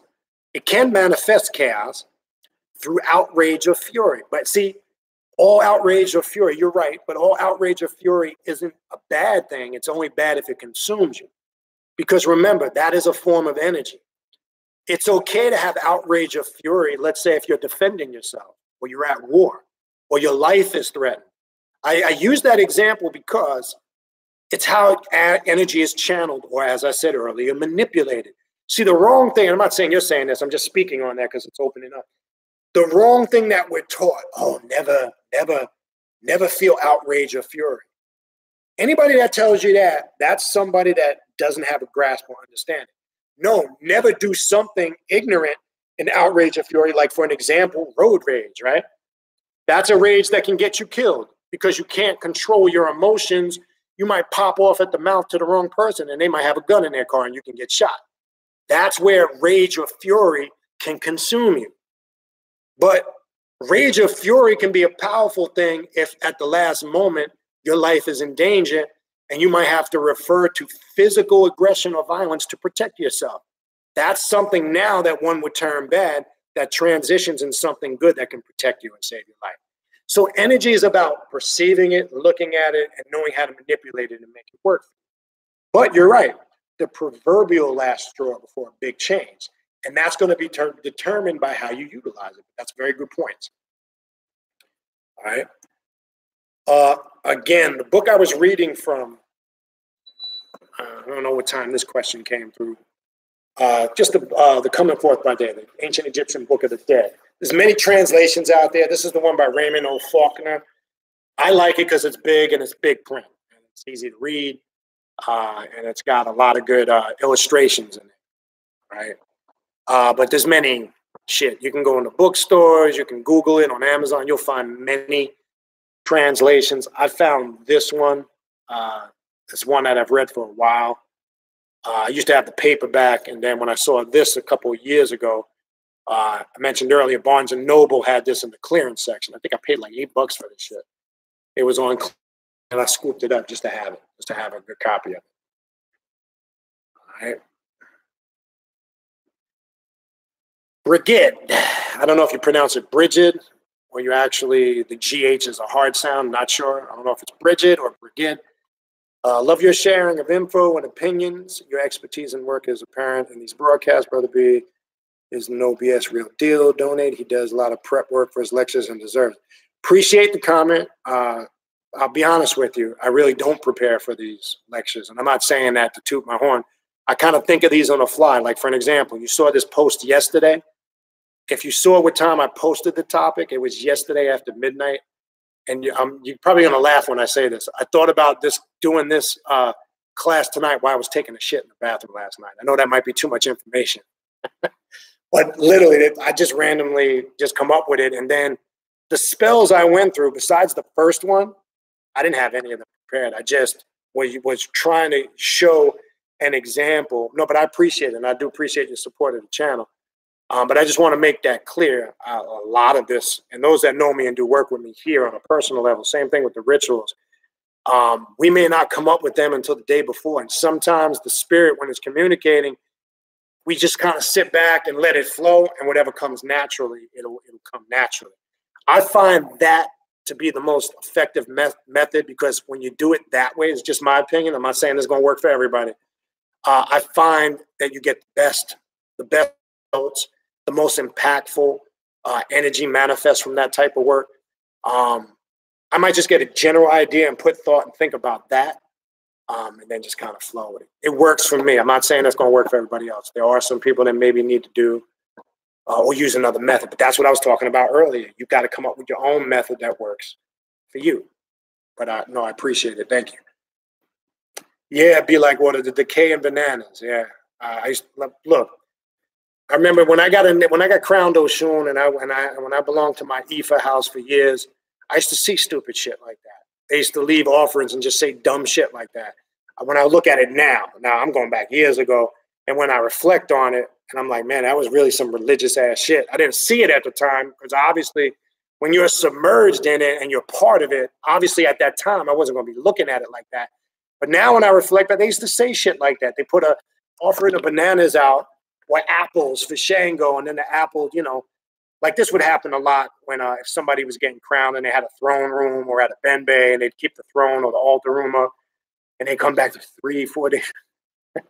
Look, the bananas they're starting to rot and decay.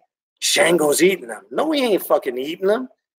Anybody knows if you leave apples or bananas out on your counter for a long time, them shits is just going to decay and start rotting. That's common sense. But don't get spooky and go, Shango's eating them. Now, if you want to believe that shit in your mind and it makes you feel spiritual, then go ahead. But I'm not going to look at it like that. Shango ain't eating shit. It's called nature doing what it does. Nature will decay that fruit if it sits out for a long period of time. That's all it is. If you were real with yourself, you'd admit that. But if you want to believe some spiritual being called Shango is eating those apples, power to you. Knock yourself out. I'm not going to waste my time arguing with you. All right. Double R says, I know I've had dreams about significant things, about aspects, but I ask for them to reveal themselves to me as a sign that I'm getting the okay to connect with them. Okay, that's a good thing.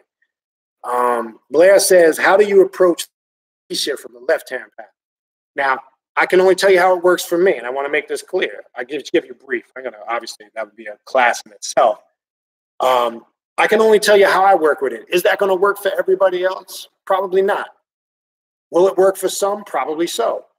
I don't deal with any of the traditional shit. Now, the way we would work with it on this path, most traditional people in Ifa would be in disagreement with it because they're coming from a traditional perspective. They come from a house. They come from a certain lineage that's based on tradition. And that's fine if you want to be loyal to a house that deals with the traditional aspect of it. I don't care to be. I left that alone years ago. You don't have to agree with what I do. And I'm saying that if you're a traditional person and maybe you see this video afterwards when it uploads, whatever. That's your right. But it's also my right to see fit how I choose to work with it. But you'll see people say, oh, you can't do that. You can't do that with Shango. Based on what? What your godmother and your godfather told you, what their godmother and their godfather, and it's a cycle and a cycle that goes back and back and back. The point is, what was the point of origin and where did it start?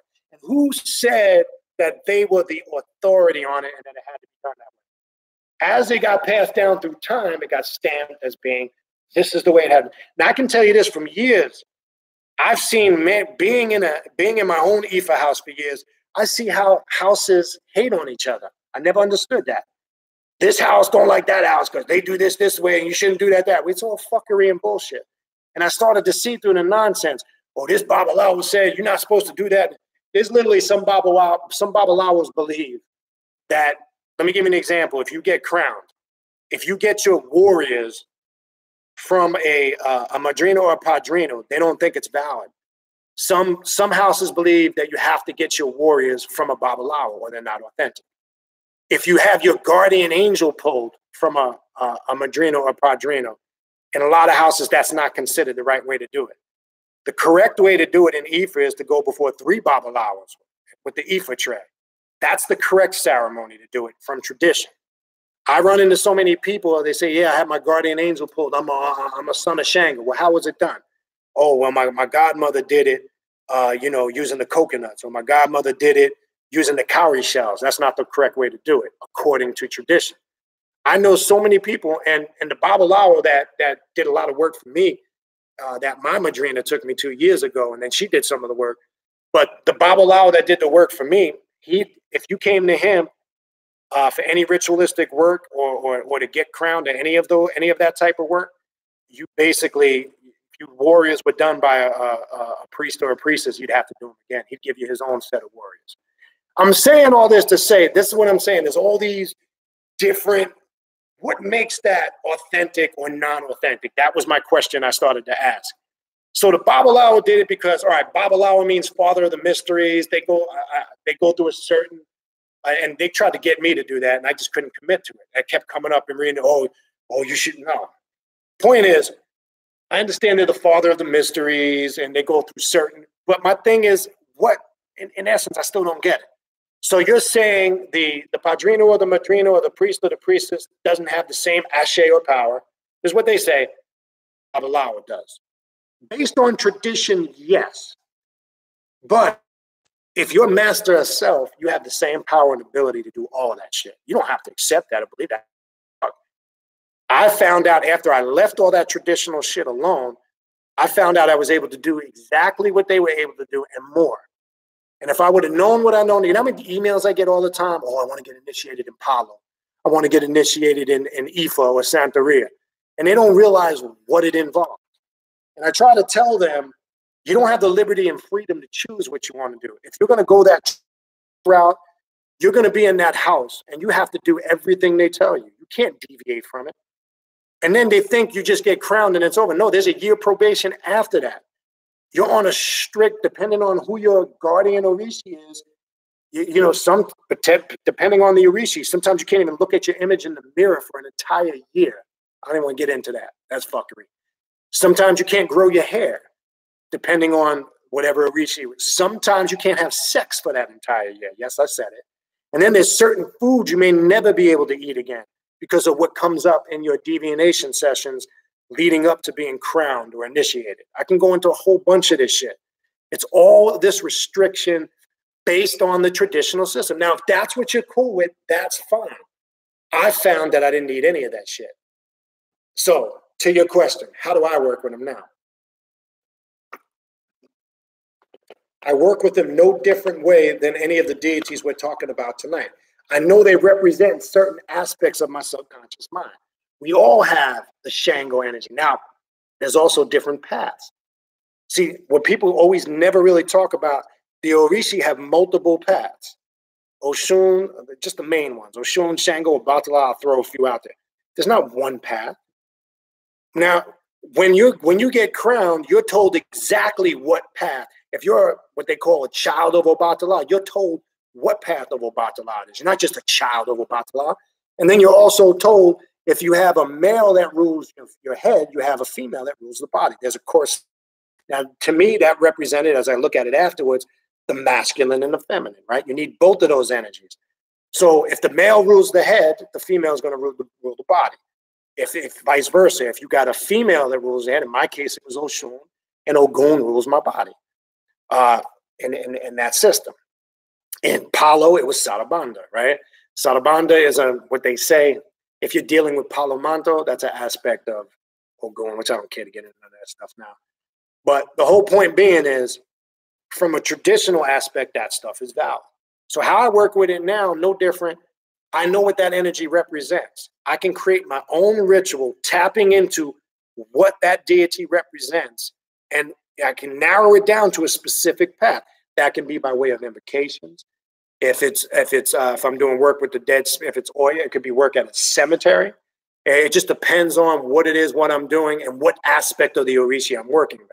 It's no different than we would take a ritual if it's one of the Teru or the Kemetic deities. It would be no different than working with the Necronomicon and working with some of the Sumerian deities.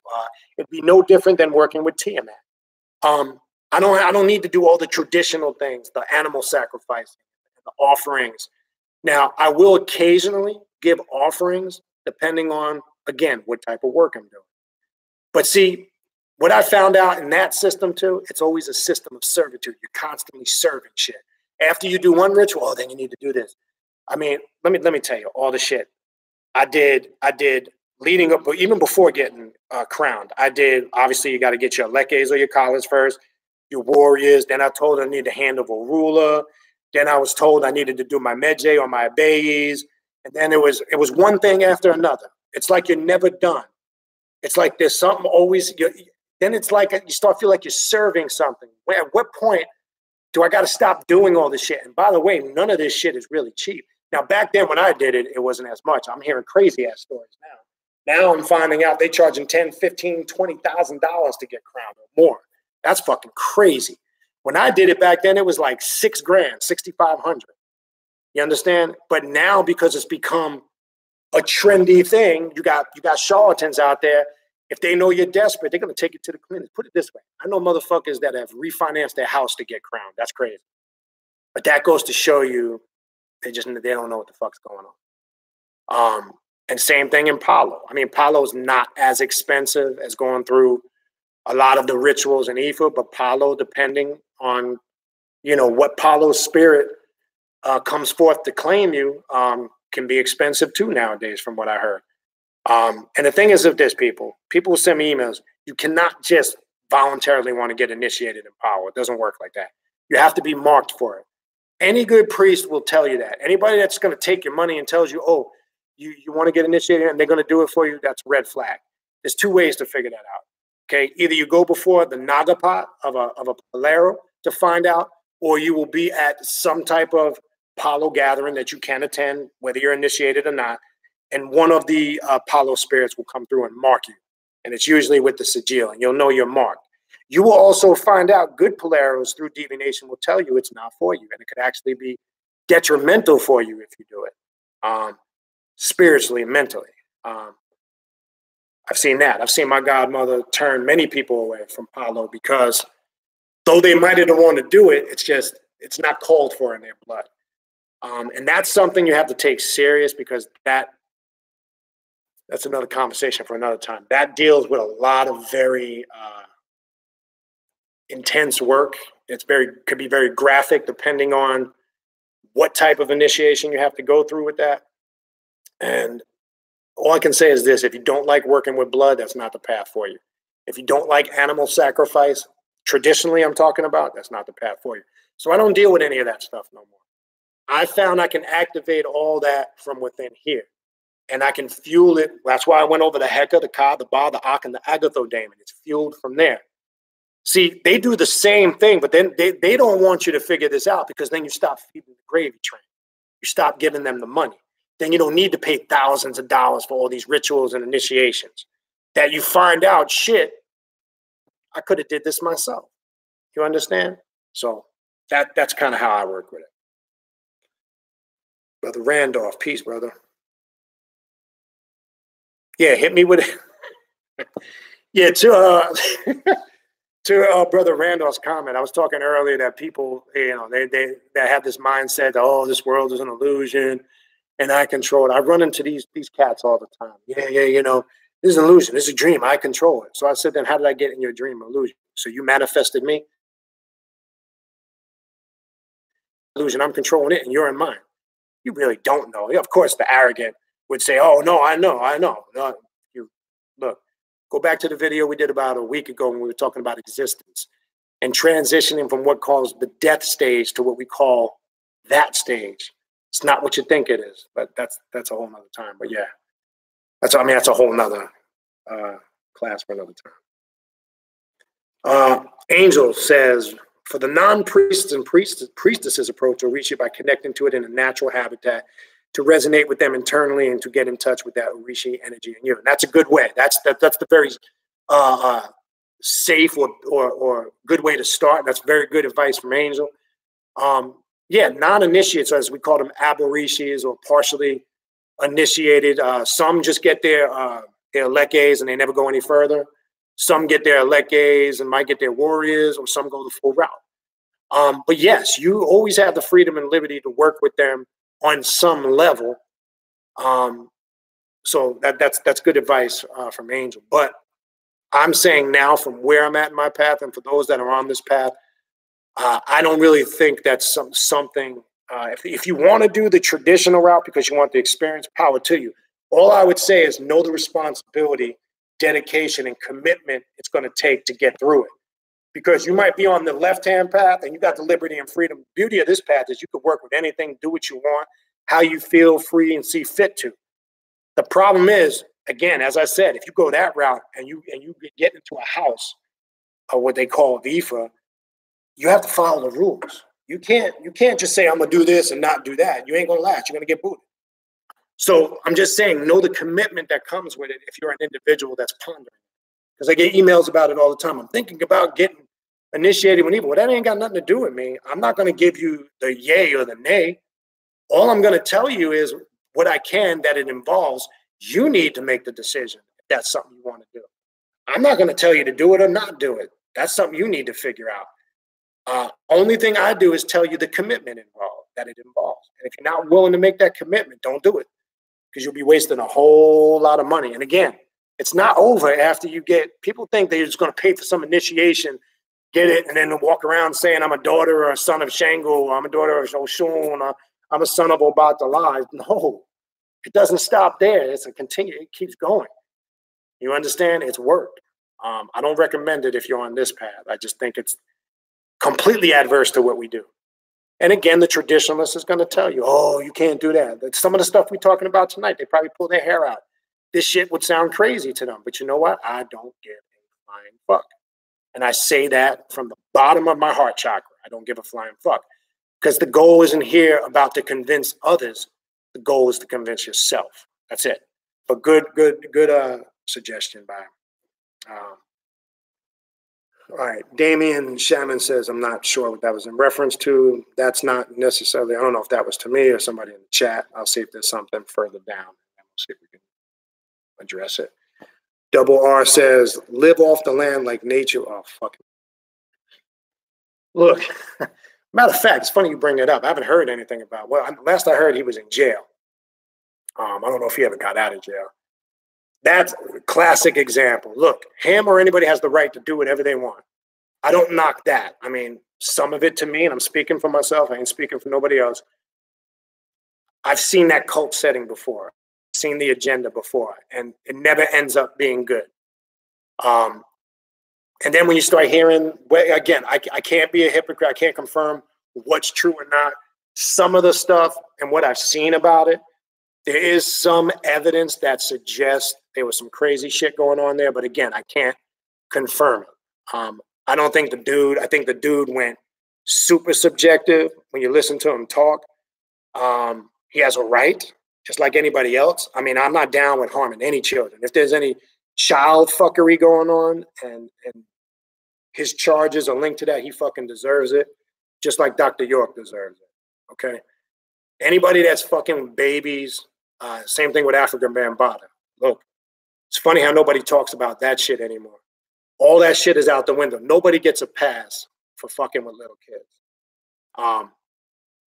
But as far as doctrine-wise, he has a right, as bizarre as his doctrine may seem, and I'm not saying I agree with it, because I don't, but that's his opinion. He's entitled to it. And it's funny how people were arguing. I saw shit on Sadnet's platform and other platforms, and I'm laughing like, don't you know you're not going to change this dude's mind? Why are people, and I know they're doing it for views and ratings, and it's funny how people get emotionally involved and they want to argue and go into bed. And I said, this one thing that dude is set in his mindset of what he believes is his personal truth. So why, if you are as a wise person, why would you even waste your time and energy arguing with him doctrine?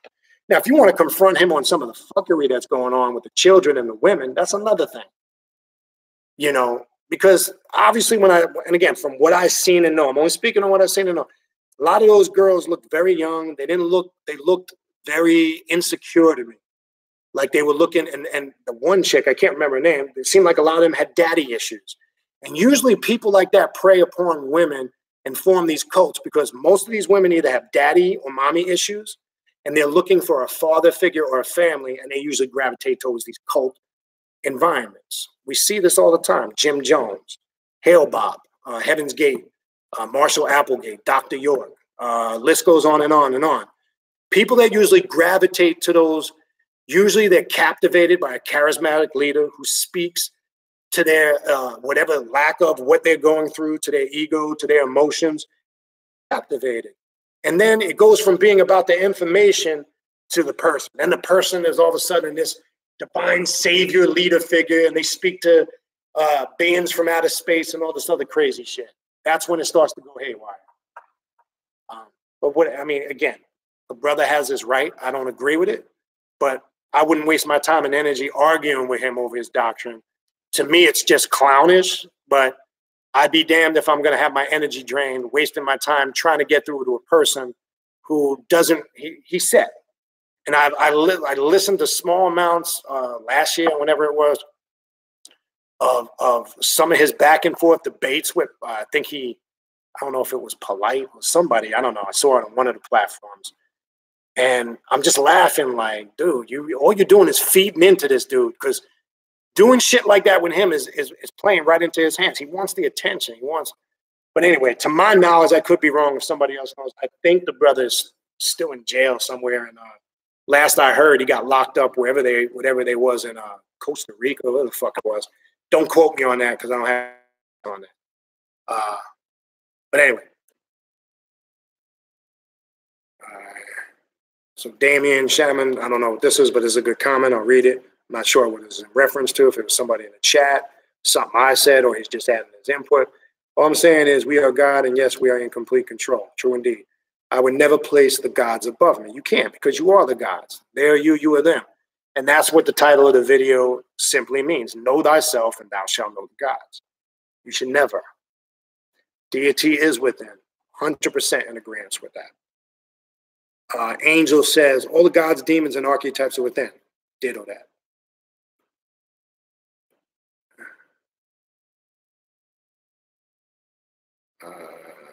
Okay, I see. All right, that's Blair. I guess you guys are having a conversation here. I don't want to misinterpret. All right, Angel says, as one being, the god or goddess partaking of the source, we move it as needed. Now my question would be, how can someone move something they're not in contact with? All right, so it's a matter of how you're looking at it. See, you're only in contact you're only not in contact with it if that's what you've accepted.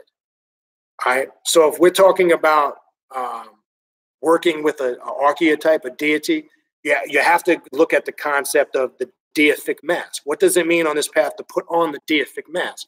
Remember, we on this path, when we work with deity, we're trying to embody and become what the deity represents.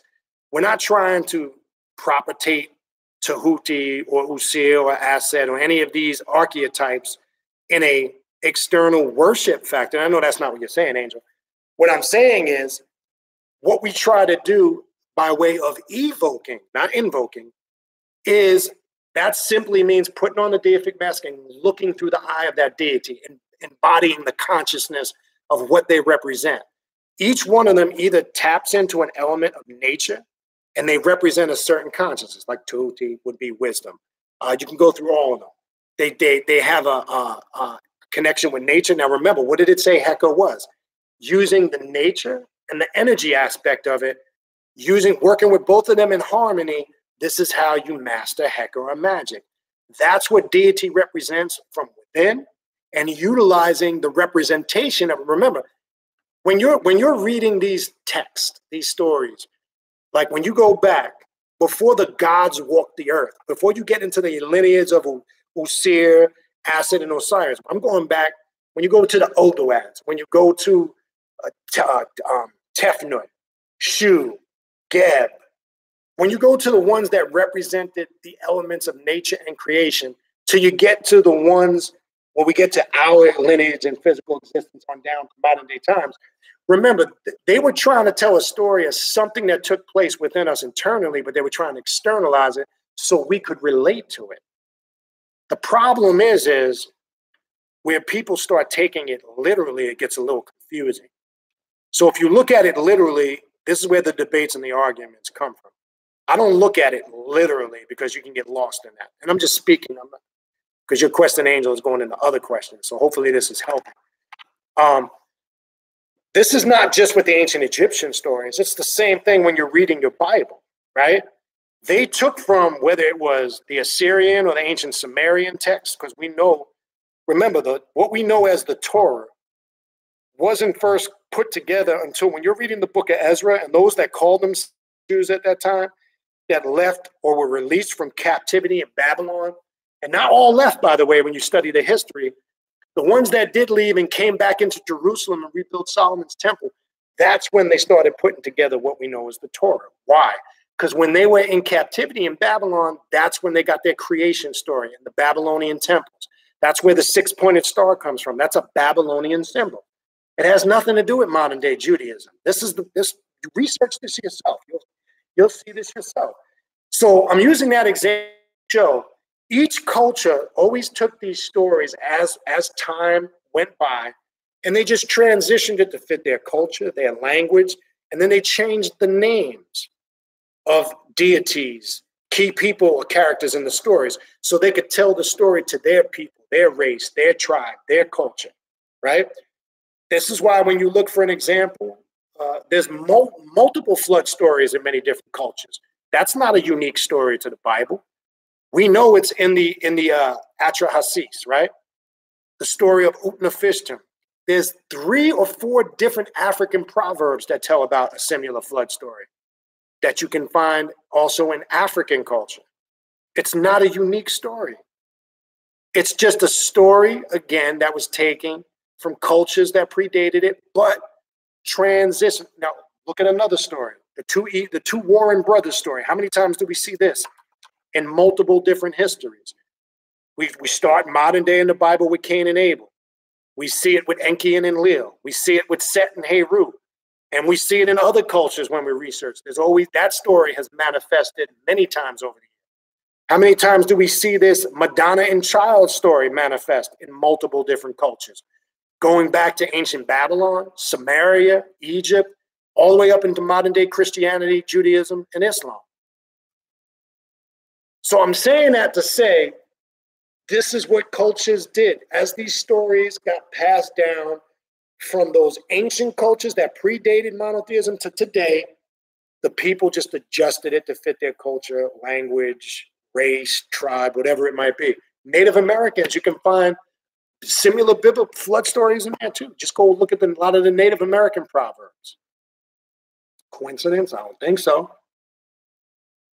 I mean, yeah. So I don't even know where the fuck we were talking about, to be honest with you. Oh, Angel's question. So yeah, Angel, it's you're not be able to move it because you haven't yet made the contact with it. Is what I'm saying. That's the only reason why you would say something like that. I'm just speaking in general. So whatever it is you're not in contact with or trying to, I'm using the example you're saying, make contact with, you would really have to do further research, study, and get a necessary information and know-how how to make contact. So you're only not making contact because you don't have the know-how or the awareness to. That could be one of the problems. If that's the perspective of your question you're coming from. I'll see if you put something later down. All right. Damian Shaman says, anybody can get some money. That don't mean you're doing your thing spiritually. No doubt. It is a part of the path. No, by all means, it's not the tell-all.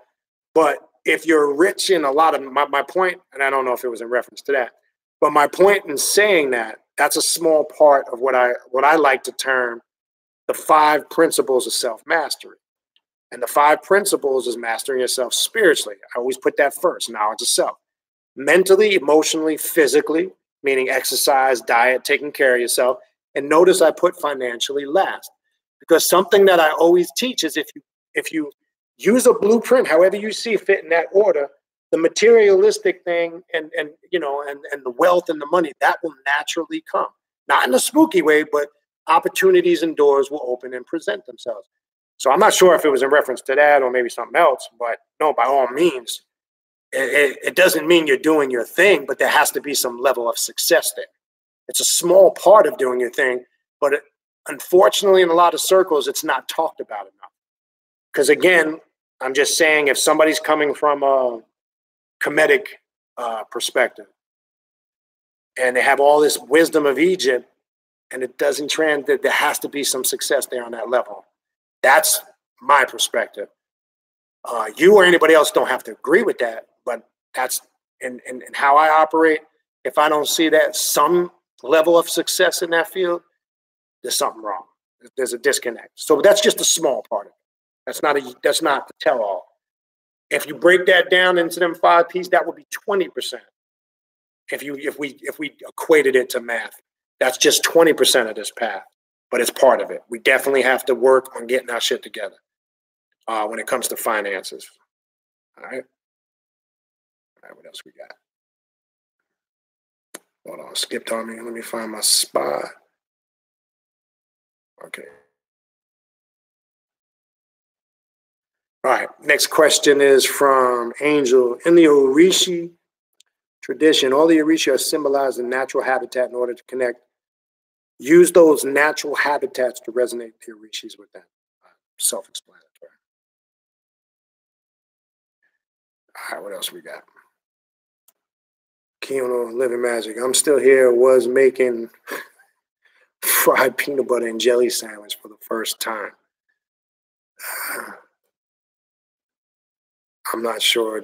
D Wood, who you were talking to, Jeebus Chill, if that was me. That's just the way I get sometimes. I get animated. Sorry. Don't know what to tell you. That's not going to change.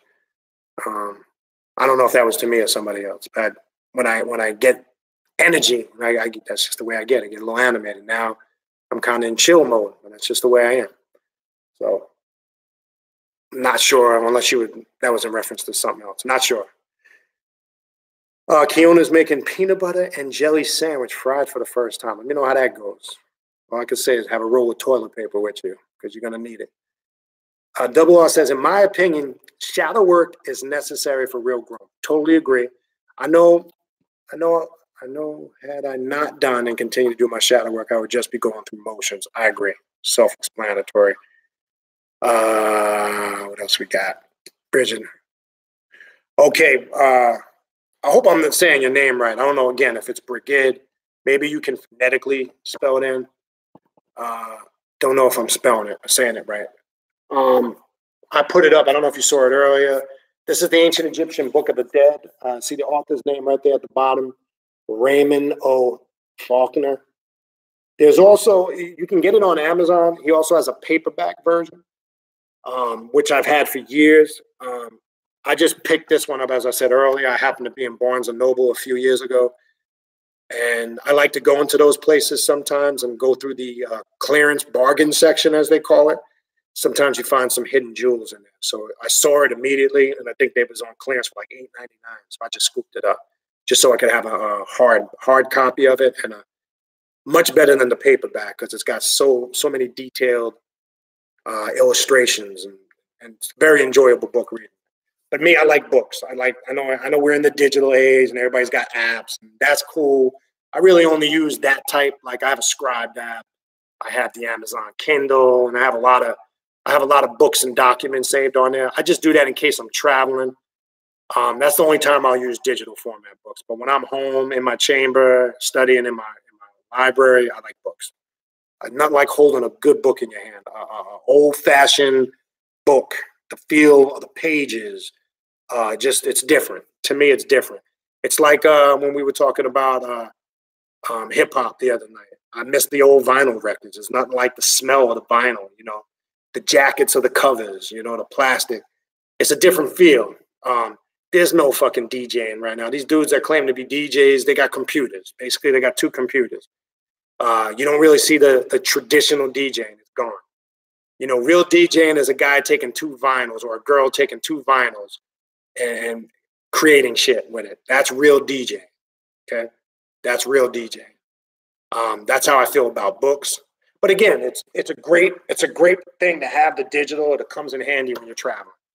And I love it because if I got it on my tablet, I got it on my phone, my laptop. So if I'm traveling, it just prevents, it can be a little hard traveling with a lot of books because some books can become heavy and going through airports and traveling and shit. That could be a problem. It makes it a little difficult. So that's where the digital version comes in. So yeah. All right. All right, D-Wade typed in Dr. Umar. I don't know what that's in reference to. I don't know if you're talking about Dr. Johnson. Not sure what that is. So maybe there's something down further. Mythos says people are scared of the darkness and blinded by the light. And it's funny, religious people are, but when they read their very first chapter of Genesis, their first couple of verses, it says, in the beginning, God created such and such, and let there be light. And I always ask them, well, what's that confirmation that God existed in? If he said, let there be light, it tells you his spirit, in the beginning, God's spirit roamed across the face of the deep, right? There was no, it's talking about primordial chaos, or what ancient Egypt talks about, in the chaotic waters, darkness. Even God emerged from the darkness. What do you think masonry is about, right? Why do you think Masons, not just in the Blue House, and I'm telling you this from being initiated in the Masonic Lodge, still active. I don't go regularly, but my membership is still active. You're blindfolded on all the degrees. And I found out going through the initiations, I was more at my higher peak when I was blindfolded, because when you're blindfolded, you ain't relying on these two eyes. You're relying on this light, the intellect, right? That's what the light represents, right? Lucifer embodies light and darkness simultaneously, right? That's why he's called the son of the morning star, which, by the way, Jesus is too in Revelation 22:16. It's a whole nother story.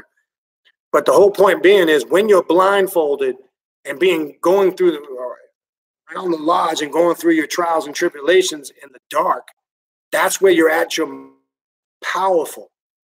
And then if you recollect, especially on the end of the apprentice degree, when you're kneeling down at the altar before you take your oath, and they remove the blindfold and they say, "Let there be light," and the brothers clap and turn the lights on in the lodge. Now it's like anything else. When you come in the light, you're blinded. That's to remind you that's the fake light, the artificial light, the illuminating light. That's not the real light. When they say that a brother in the lodge is, or a sister in the Eastern Star is trying to seek light, when we say the illuminating light, we're talking about the intellect, knowledge. To a Mason in the book of John, 1st chapter, when it says, "In the beginning was the Word, and the Word was God, and the Word was with God, and the light shineth in the darkness, and the darkness comprehended it not." That's what it's talking about, what you're talking about right here. Look, there's an esoterical meaning to things, and then there's a physical meaning to things, or exoteric, as they'll say, right? We look at that from an esoterical perspective. Like religions will say, "Oh, that quote in John, that's talking about Jesus. Jesus was that light." Yeah, well, that suits your doctrine. You can adjust it to that when you're looking at it from an exoteric perspective. To us, in the hidden mysteries, that light that shines in the darkness and the darkness comprehended it not is the intellect. A brother goes through the lodge to seek and gain intellect or light. And when he enters the lodge, he's reminded of that when he looks in the east and he looks at the sides of the lodge. One rough, one smooth. He comes in as a rough ashlar, and when he's raised up, because remember, the 3 degrees symbolize birth, death, and resurrection. When he's resurrected on the 3rd degree, he now becomes the smooth ashlar. For those, if you've traveled, you know what I'm talking about. Okay? So the God you're working on in the lodge is you. The temple of Solomon, or the temple you're working on, is you. You're the temple. Now it's under the precepts of the mysteries of Solomon's temple. And I've found in my travels in Masonry, you have a lot of Masons to me that are very religious. And then you have some that are more, that deal more with the esoterical aspect of it. I tend to gravitate with the brothers that look at it more from an esoterical perspective. I'm fortunate my lodge has an esoterical society. And when they have things on Thursdays, they build on the degrees from an esoterical perspective. And that's why it depends on what type of, when it comes to Masonry, depends on the brother. I found a lot of the older school heads, they're more religious. That's just my opinion. And I've also found out, depends what lodge you belong to. All lodges are different. I've visited a lot of lodges within the United States, outside of the United States, and I've found they vary from degree to degree. It's one of the best lodges, and it's sad to say they just got hit. The lodge in the Bahamas, I met a lot of good brothers there, and they have a really good understanding of the Masonic mysteries and how they interpret and break it down. And you'll find the way Masonry is practiced in the Caribbean and overseas is not the same way here. See, everybody here likes to put all the shit on their car, and they want to wear Masonic jackets, and they don't do that shit in other places. They're very discreet about it. And it's different when you go to the Caribbean. You'll find that out if you travel and you know what I'm talking about, and you've had the ability to experience that. You know what I'm talking about. I've visited lodges in multiple states, and I've seen the difference. I visited some lodges in Georgia, the Deep South. That's a different experience. Then, obviously the big debate, Prince Hall, Masonic Lodge is not accepted in every state. Some think it's clandestine. That's not recognized, which I think is all bullshit. I recognize any brother that stands on the square and knows his degrees. I'm not into all that shit. And you got international, you got Prince Hall, you got FNAM, you got AFNAM. It's all, that's what I'm talking about, all that politics shit. But yeah, I don't even know what the hell why I went into that. Somebody's question. Oh, going into the light, blinded by the light. Yeah. Quabarach. God or source dwells in the darkness. Everything manifests from that primordial chaotic darkness. Everything. And if those that weren't on earlier go back and watch the replay, that's why I was going through some of those spells in the Book of the Dead, where it was talking about Nun, the abyss, etc. All right. All right. Cinnamon and sage. Beniti, for those of us that may tend to overthink things, probably need to hear that our inner guidance can come from the natural act of taking a shit. There you go. See, if I can empower you through taking my shit in the bathroom, That's what I'm talking about. I'm just keeping it real with you now. You know what's funny? It's funny. I found some of my best reading is done in there. And that's when I'll use digital formats on phone. I'm serious, man. Something about that bathroom where you can get some serious research done in there. My wife is always on me about that. Well, you in the bathroom so long? You sitting on a toilet bowl. She's always gets on me for that shit. Because that's sometimes you don't get interrupted by the kids. You don't get distractions, and you're able to lock in. So yeah, man, you can turn your you can turn your bathroom into your personal temple, man. That's what you do. I don't know what this was in reference. I hope I ain't butchering your name. Ichigo Uzumaki can't do what? Question mark. I'm not sure if that was a reference into. Then he or she goes on to say, I had a Baba tell me I'm a son of a goon. That's fine. I'm still doing that's good. I'm gonna still do what the fuck I want. That's right. And I agree with you. And it's good that you have that understanding. And you just might be a son of a goon. It's not, and I'm not saying they do. I've met, let me say this when I was talking about that earlier. I've met, and I was fortunate. My godmother, I have the utmost respect for her. She was an honest and a good person. I see the bullshit she had to deal with. The Babalawo that I dealt with for years, Rudy, a great brother. He was always honest, straight up with me. I never felt like, I want to make this clear, and I think I mentioned this in other videos. I was fortunate. I never got ripped off or taken to the cleaners. I just outgrew it. And they're clear on my position now, though they don't agree with it, but there's a mutual respect there. So I'm going to say this. It's like anything else in life. You're going to meet good people and fucked up people. And I was fortunate. I wasn't taken to the cleaners. Nobody took me for my money. I outgrew the shit. Kind of like you're saying, Ichigo, I was just like, I can't have people tell me what the fuck I got to do all the time. I can't. It's just, I was suppressing it. And by nature, I'm not a person that I could just take orders from somebody and be told what to do all the time. That's just not me. It's not in my nature. It's not in my personality. And that's kind of what, made me gravitate towards it. But there are some that are genuine. And I did see the power, like the Babalawo I dealt with. He knew his shit. But like you say, that still doesn't mean I'm going to do what I got to do. I agree with you. Hold on. Damn, shit skipped. Damn. Give me 1 second, people. Okay, I got it. I'm back. That's right. A fool and his money. And then look, let's talk about this too. There are people, I've seen that in life. There are people who are rich financially. They got tons of money.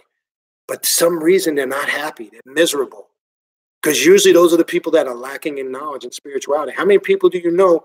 Look at a lot of these rich celebrities and people, the ones that got so much money they don't know what to do with. They start doing drugs or they start doing crazy shit. That's a person who is lacking on the spiritual side. So just like somebody can be very subjective and too into their subjective realm and everything is spiritual and spooky, there are some people who are too objective. They're too materialistic. That could be a problem too. So it works both ways. That's a good point. It works both ways.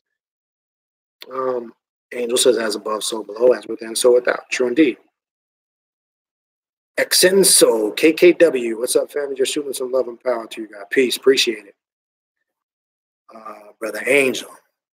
Right. Do your due diligence. The question was expand. Okay. The dialogue on coming in contact with archetypes in order to work with them. Okay. So yeah, along the lines as I was saying, that takes your due diligence, your research, and your study. And the best way to approach that is simple. When you're looking at a deity, what do they represent? What consciousness do they speak to you? Each one represents a certain consciousness. Sekhmet, Set, Kali, archetypes like that, they're road clearing archetypes. They can remove obstacles in your path. They just tear shit and destroy shit and feed and devour shit that needs to be devoured about you. So I would utilize that for that. If I'm trying to increase my wisdom, I would design a ritual around Tahuti or Batala. If I'm trying to tap into my warrior energy, I can go to a couple of deities. I can go to Shango, etc. So what they represent is usually a telltale sign of the way you should approach and work with them. That's how it's been effective for me. Many others I've talked to have said very similar things. And that comes with doing your due diligence. And as I said before, if you're feeling the urge to work with a deity, say it's Shango, all of a sudden out of the blue, you don't know why. And like I said earlier in the beginning, that's usually because there's some area in your life you're lacking. It's not because you're chosen or you're special and Shango's speaking to you or you had a dream. You might interpret it like that, but Shango is a warrior energy. Look at areas in your life where you've been too passive. So you might need to activate the Shango aspect of your psyche to deal with some of your personal problems. So I would design a ritual about activating the Shango energy to fight. If I go, you know what, I am thinking about Shango and I am dealing with a lot of bullshit at work, or I'm dealing with a lot of bullshit with this individual. I'm dealing with a lot of bullshit that I need to get some harmony in my household. Now I'm a Shango energy, and I'm gonna activate that warrior energy to do whatever I got to do to get it right. Just an example. So that's the way of communicate. That's a great question, Angel.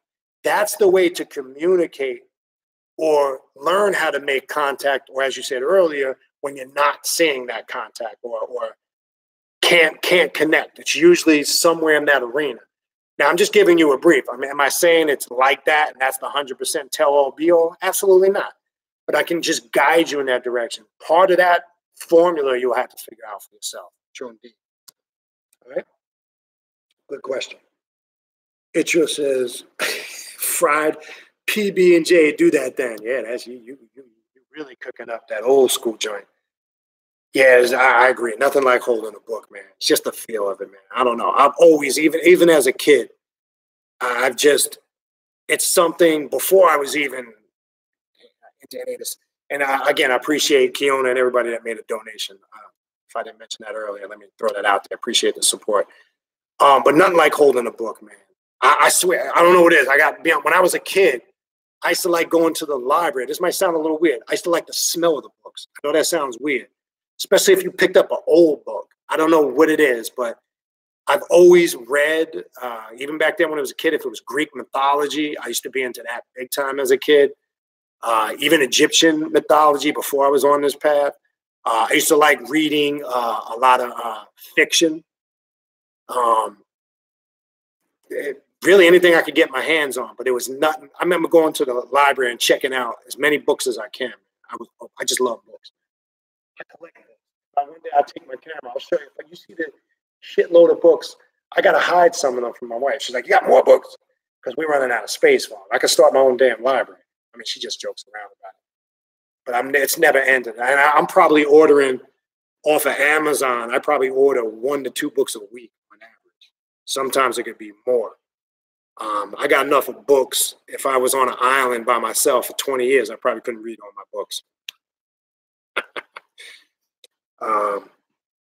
The name of the bookstore, Blair, when you come, that's a good idea. We could plan a trip there. It's called Big Apple Bookstore.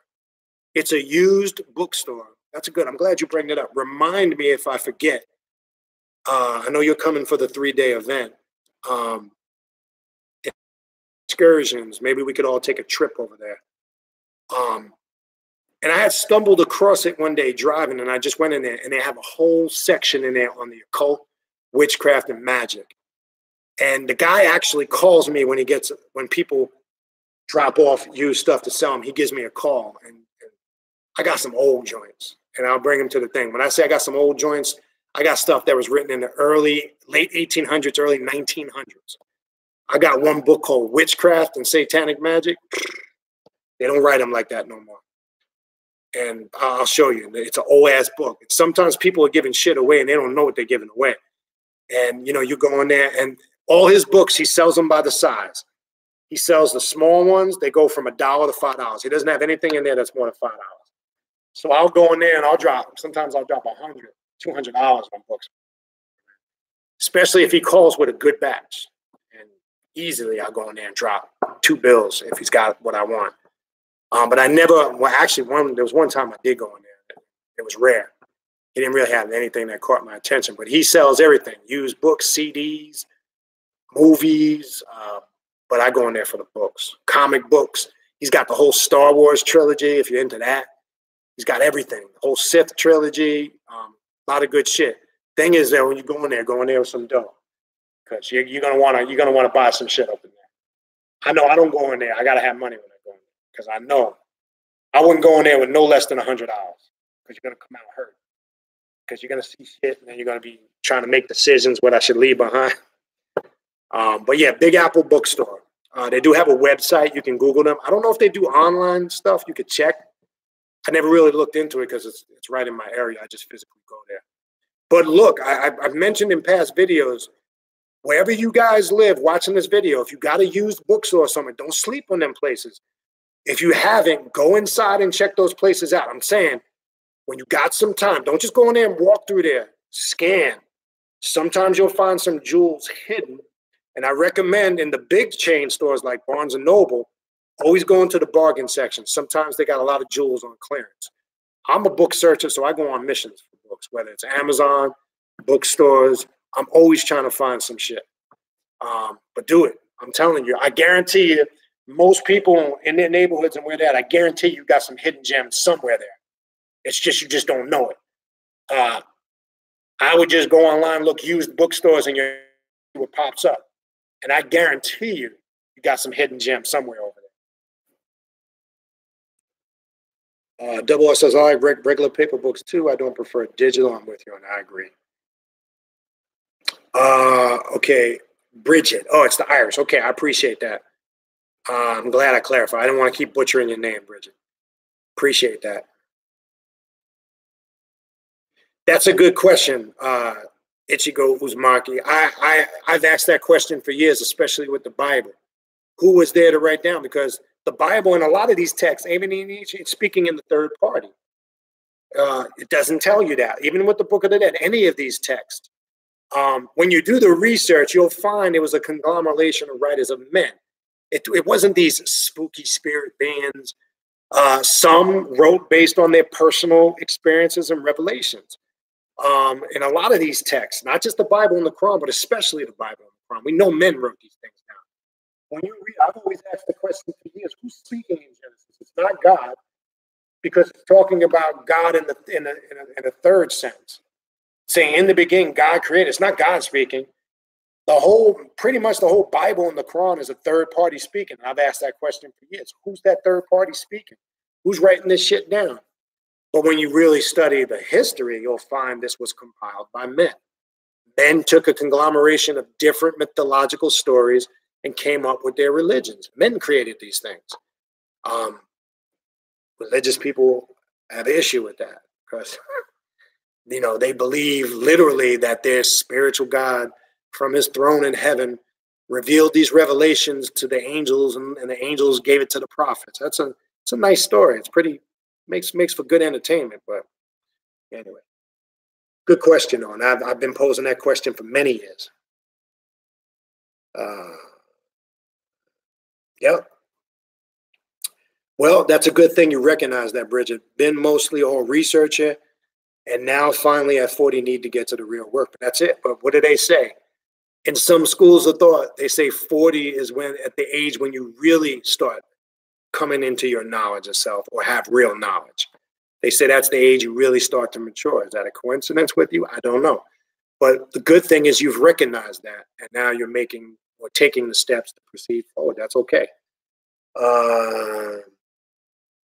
That's funny, Blair, because I do the same things. Books smell good. My weird ass will smell them before I read them. I don't know what it is. It's just something. I don't know. That's why I said it might sound weird. It's not weird to me. Yes, be like water. I try to share what I can. There's so much more in the initiations that I would never talk about openly because, and I've said this, whether it's Masonry, Ifa, Santeria, Palo, what you read in books is very deceptive. It tells you a small amount. Those that have been initiated know what I'm talking about. So I'm only sharing surface shit. Not because it's any great secret. It's just you wouldn't understand it. Without going through it, it really wouldn't make sense. Some of it, especially Palo, would probably sound horrific to some people. I mean, I can give you an example. I've talked about it before. In my initiation, two things I'll share. I was actually buried into the ground up to my head and snakes put all around me. And it's a test of fear to see, shit, was I scared? I think I might have peed on myself. I'm not going to lie. I was knee deep in the ground up to my neck, and they just put a bunch of snakes around me. It's to test. Remember, initiation tests your fortitude. And in my initiation, I had to bite the head off a chicken and drink the blood. If you don't like stuff like that, Apollo is not for you. I can tell you that. Is it like that in all of them? No. There's also a lot of hazing. If you've been through a college fraternity and got your ass beat, that's nothing compared to what you're going to go through in Apollo. You will get your ass beat. And again, people may not understand that and say, what's the purpose? That's crazy. And it is. I don't really think now looking at it, Disney, I understand why they do it. Remember, whether it's the Masonic Lodge, any of them, initiation is to bring you to the lowest of your low, to bring the God out in you. Well, all I'm going to say is this, and I'm not going to reveal too much. I'm not saying it's going to be on that level. For those that are coming at the end of the month, they're going to get a little taste of initiation. I'm just going to leave it there. I'm just going to leave that there. But that's what initiation is for. But it's not going to make sense to somebody that didn't go through it. I understood it, but now I'm saying I do initiatic work here. I'm not, there's a certain level I would only go to. I don't think some of it is necessary. The initiation work I do here, I'm going to put you through trials and tribulations. You're going to go through your moments, but you're never going to be in danger, but you're going to go through some shit. I think, and it's just my opinion, I think everybody should experience it on some level just for the experience of it. I'm not talking about go through a whole traditional system. You should go through some type of initiation to test your fortitude. Is it necessary? No. Is it mandatory? No. Just a suggestion. All right. But anyway, let's leave that there. Be like water. Yeah, that Fellcraft degree. I don't know if it was when you were paying your wages. That's tough. And I know each lodges do it different. I don't know what type of shit you went. The Fellcraft degree, I want to tell you what we went through. There's a part of the degree where you got to pay your wages. That's not a pleasant thing. Now, I don't know, be like water. What? I don't know if you went Prince Hall, International, FNAM, ANFM, or a military lodge. A military Masonic lodge. That's a motherfucker. I heard horror stories in there. Matter of fact, one term, one of my worshipful masters, he was a Marines and he was a worshipful master in a military lodge. I don't even want to tell you, when he came over to our lodge and served his year as worshipful master. Now, mind you, I was already raised, so I didn't have to. I heard horror stories. The shit he put those. You don't want a dude that was been through the military and then putting you through. I don't know what you went through on that degree, but I know that paying the wages can be a tough thing. I also know, getting the, that's a whole nother story. Walking we'll talk about that another time. Brother Jack, matter of fact, I always joke with him. I don't know if Jack is still in here, but I actually presided over Jack's initiation. And Brother Jack was a trooper. He passed out too. In his, I think it was, I don't know if it was the Entered Apprentice or the Fellcraft. It was one of them two. And he was appointed the leader of his group. I don't know if they did that in yours. Somebody got to volunteer to be the leader. And he took that responsibility, obviously, and that was probably a mistake. And he took it like a trooper, though. But he got dehydrated. He passed out. We revived him back, and he got right back up and got in the fold and made it through. So, yeah, people don't know, man. You go through, it's not for everybody. And that's why I laugh when I hear, I laugh when I hear people on the internet and YouTube and a lot of these cats that do videos and Masonry is part of the Illuminati and they do all the. I ain't never been in no lodge where any homosexual activity took place. I don't even know where people get that shit from. I've never been in any lodge where all these conspiracy theories people talk about on Sinetta platforms and all these conscious platforms. That comes from people that know nothing about Masonry, never been initiated, and don't know nothing about the craft. Because the first thing I ask a person, if you ain't been initiated in Masonry, where you getting your information from? And it's usually some conspiracy theory source. So how do you really know? So if I came out and wrote a book on the conspiracies of Masonry, does that make it authentic? I'm saying if I wasn't a Mason, anybody that's never been a Mason or was bitter with Masonry and left, and then I see these other guys that used to be Masons and now they're born again Christians, and then they come out now because they can make a quick buck and they're writing all these conspiracy books on Masonry, how it's devil worship. That shit is so funny to me. It has, look, the requirement to be in the lodge is to have belief in a supreme being, right? You don't have to, no name, because they don't talk religion and politics in the lodge. That's one of the requirements. So people don't know what the fuck they're talking about. I laugh. And I don't even, are you a Mason? Did you go through a lodge? If you weren't, I can't even have a conversation with you because it wouldn't make sense. Because I know you're getting your information from books, and people that wrote those books are anti-Mason conspiracy theorists, or you watch some video on YouTube with the Illuminati or some stupidity shit. So I can't even entertain that. Now, if you've been through the lodge and you're saying that, then we could have an interesting conversation. Like, well, okay, I feel you, but why are you saying that? Do I agree with everything in the lodge? No, a lot of it was just, some of it was rhetoric. Just depends on your perspective. But when I look at the degrees from the cult perspective, it takes on a whole different meaning for me. But yeah, it ain't for everybody, man. I remember now when I did it, I'm gonna tell you this, they don't really do this too much anymore. They stopped it because they felt it was too much. When I went through the lodge, I got raised. They don't do raisins no more in a lot of lodges. That means you go through all 3 degrees in one day. And if I knew what I knew now, I probably wouldn't have done that. Let me put it like this. My raising started at 11 o'clock, 10:30 in the morning. It ended 2, 3 o'clock in the morning the next day. There was breaks in between degrees. But man, did I pay for that shit for days after. If I'd known, I wouldn't have did it. To my knowledge, I don't know if there was any more. They stopped that a few years ago. A lot of Grand Lodges didn't want to do that no more because they felt it was too much for the candidate and they weren't able to absorb everything they were going through in one night. And if I would have known that, I probably would have just did them one at a time. I ain't going to lie. In the 3rd degree, I got so angry, I want to start fighting the dudes in the lodge. And my good brother, who was in that degree with me, Brother Curly, out of Providence, Rhode Island, he talked me in the stand. I was fucking mad. I got hot. Something went down, and I was ready to physically fight. I ain't gonna lie. And I was this close to walking the fuck out. And those that know, if you leave, you gotta start all over again. You don't come back in and do a degree again where you left off.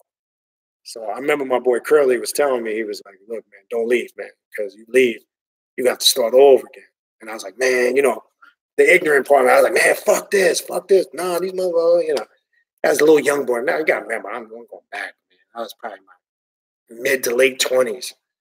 You know what I'm saying? At that age, you think you know everything. You're a tough guy. But I'm glad I stayed and went through it. So I completed the experience. I'm not a quitter. I like to finish what I start, especially when it comes to stuff like that. But I owe that respect to that brother. If that brother wasn't with me in that class, in that raising, I probably wouldn't have got through it. If there were, he was the cooler head to prevail. And he talked me in the stand. So anyway.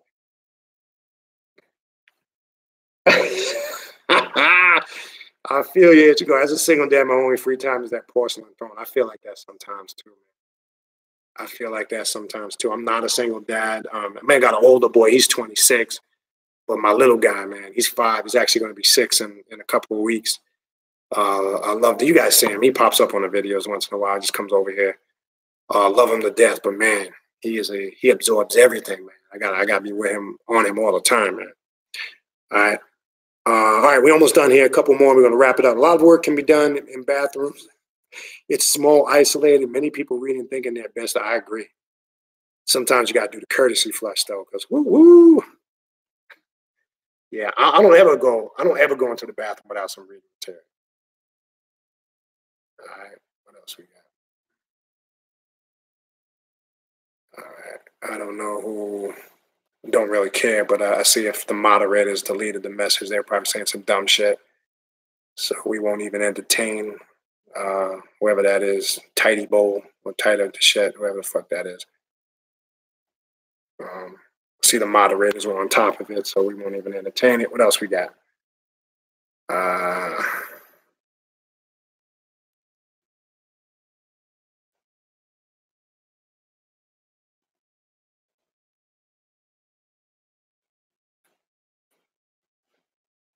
I don't know who. Damn, skip. Bear with me. Okay, here we are. I left off at Ichigo's comment. No, Blade. right after Israel. Okay, scroll down. Prince Hall is religious. I agree. I agree, brother Tizzy. I'm not sure home. I don't know if that was to me or somebody else. I agree with. I'm not in disagreement with that. You are entitled to the fruits of your labor. Completed a degree, worked hard, and now I can give gender. That's a great thing. Money is important to an extent, and yes, you should. You should. That's results. The fruits of your labor gave you those results. I'm in agreement. I don't know if that was to somebody else, but I don't know if there was something you interpreted that I said that was in opposition to that, but I agree with that. Nina, when you say tap in, what are some examples, techniques? Very simple. Visualizations. Mantras is a great way to tap in. For an example, with Kali, right? A book I can throw out there, and I've always suggested for years, and I've had him on a guest on the show here several times. For an example, Bal Cadman has a book out called Kali Mantra Magic. Mantra magic is a great way to connect with the energy, because when you tap into when you're hitting that mantra in the right vibration and frequency, it opens your mind up to a whole bunch of different experiences. It puts you in if you want to, for lack of a better word, use the term trance state. That opens you up. That's a basic way to tap in. Meditation or a visualization on that deity. Invocations are always the most simplest and effective way to tap in. Create your own invocation, and to get an example of how to do that, look in books about rituals with invocations of deities, just to read them, get an example, and then when you see how it works, then write your own up. That's a great way to activate that energy. So those are just some of the basic ways. I would try those. All right. What else we got? I was mounted, Spirit John, I was mounted by Oya on my balcony while preparing for mediumship work. I took that as an initiation. Okay, that's personal. Home, I'm not sure if you sent the donation PayPal email. I'll have to check it when I get off. I don't know if you did it here. I don't see anything here to my knowledge, and I'll scroll down. If I see something, if you did it here, I'll let you know. But if you sent it PayPal, I'd have to check the PayPal. All right. Lovey Davis, I love to read about ghost stories from different countries. Yeah, that used to fascinate me too as a kid. Haunted castles, that too. Yeah, it should go. I used to like the smell of the graffiti markers too. It's funny you bring that up. Yeah, they had a distinct smell to them. Now, I couldn't do graffiti for shit, but I used to be around a lot of cats that did. I love the smell of old vinyl records. And I used to go to this place called, it was in Shoppers Village in New York. And there was another spot on Jamaica Avenue in the Coliseum, right across from the Coliseum. And I used to go there to get all my 12 inches, all my vinyl records, my full EPs, LPs. It was just nothing like that feeling. Then you get the bag, they put them in the bag, and you're walking on the air, and you got the bag, you got all your vinyl in there. It was like, I look forward to that. Them little things in life. See, I say that because that's the problem with all this technology. It's so at our hands. There's no sense of, I don't want to say gratitude or completeness. Like part of the beauty of it was waiting for the weekend to come, taking the trip to the store, spending the time at the store, picking your vinyl out, getting the vinyl in your hands, getting back on the bus or the subway or walking wherever, and thinking about when I get home, I'm gonna pop these records open, putting them on your record player, your SP12s or whatever, playing them. See, the whole mission and the experience of that's what's lacking now with all this technology. We disconnected from that natural experience. I think I miss that. Yeah, it's great. Technology, we got convenience. Times have changed. I'm not saying I'm stuck in my time, but I'm saying to me, there's some things that have lost its genuineness. And to me, the mission of that, the journey of a weekly basis was the fun part. You looked forward to it, and it's funny. I can remember doing that in the cold weather, but I enjoyed it. It's like on wintertime, I'm gonna hop on a train or I'm gonna hop on a bus, freezing my ass off. But it was the motivational fact. I want to get to, down to the spot, pick my records out, whatever But that's removed. Now it's like, yeah, I got an Amazon app. I can access, millions of songs, but it's not the same thing, man. I like the crackling sound of the needle on the vinyl. I like that. I don't know why. I like it. It just, I don't know. It's more natural. I remember this shit. I'm gonna go old school for some of you guys. You remember the old shit? I'll give you a term you may not even remember. Controller. Go look that shit up. Remember they used to call them controllers, not record players. I remember my first record player I got for Christmas, and that was a big thing. That was an expensive gift because we got shit back then like football. That was a big deal. A baseball glove. We didn't get these high-tech shit these kids get. But I remember one year I got a record player, and it was the kind where it had the long stem. You could put a bunch of 45s on there or vinyl, and they would stay at the top. One would drop. They would play it. When it was done, the needle would come off. The next one would drop. I miss that shit. I actually have a record player in my chamber room over there. I went and bought one of those because I have vinyl. I went and bought one of those. They sell them. You get them online. It actually plays cassettes, tapes, record player, just for that reason. Matter of fact, that used store that Blair had asked about, Big Apple, they sell vinyl in there. That's another reason why I go there. They sell vinyl records. You can buy actual vinyl records in there from all types of genres of music, R&B, hip hop, classic music, whatever it is you're looking for. And that's for, I can't describe it. I'll play vinyl before anyway.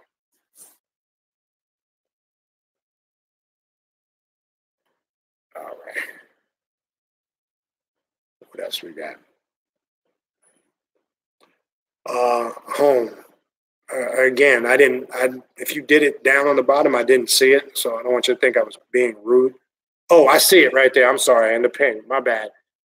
I saw that pink thing. I went past it and I see it at the top. I apologize. Wasn't trying to be rude.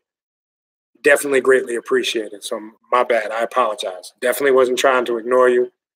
And I see it right at the top. And then I scroll up and I see the big pink thing. I don't know how I missed that. I was zoned in on reading chat and I must have just went right by it. And then I see it at the top. Totally apologize. My bad. Wasn't trying to be disrespectful or rude. So my apologies to that. All right, brother. And again, I do appreciate it. Thank you for the donation.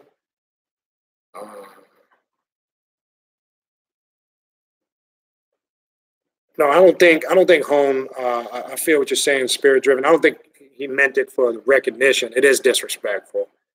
That was a oversight on my fault. So we just leave it there. It's right there. I was wondering what that pink thing was at the top because not a lot of people donate, so I'm not used to seeing it. And then I must have, when it skipped, I must have went so fast. When I scroll up, I see the big pink thing in the chat. I didn't see that because it jumped on me earlier. When I said it jumped and it went right past that. My bad. All right. Let's see if we can finish up. What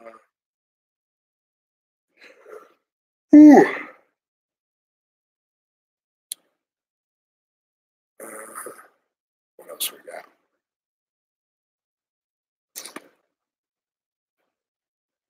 Okay. Yeah, and I agree. We can leave it there. I understand Spirit Driven's point, but I understand Holmes' point. I don't think he was looking for, in that manner. He's right. It's a please and thank you thing. It's a courtesy thing. And I agree.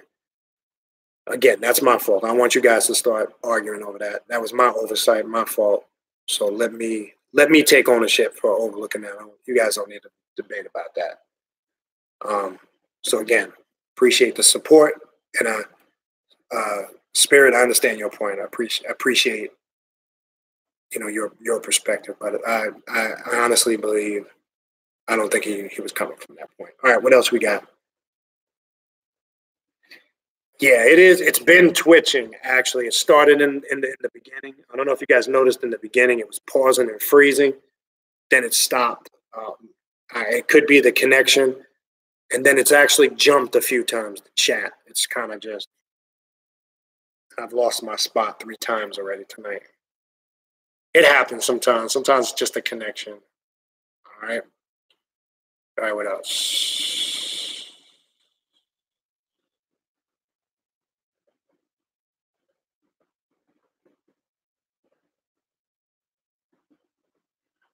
Cult. I never was in prison. So I don't know why you would say something ignorant like that. Never been in jail, never been arrested, don't have a criminal record. So that's, you know, prejudging out of your ignorance is pretty stupid. Maybe you should ask yourself. Well, I was never in the joint. If you're coming from that perspective, maybe you're just asking because you were, I don't know. But never been locked up. What else we got? It's true, be like they do use quotes out of text about Lucifer, Manly P. Hall, and Albert Pike. It's crazy.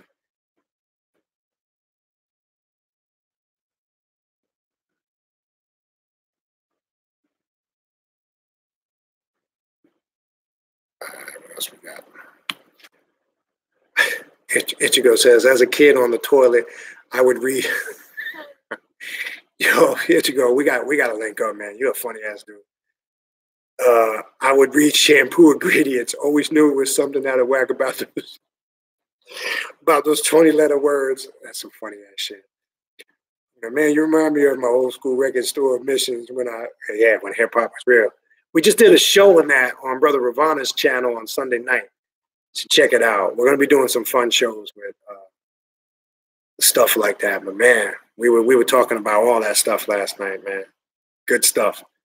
Yeah, man. I mean, you miss that stuff, man. Again, it was the mission of it, man. You know, and then, you know, out of routine, you leave there, hit White Castles. Me and my White Castles, man. Shit. Me and the crew used to hang out in that place, man.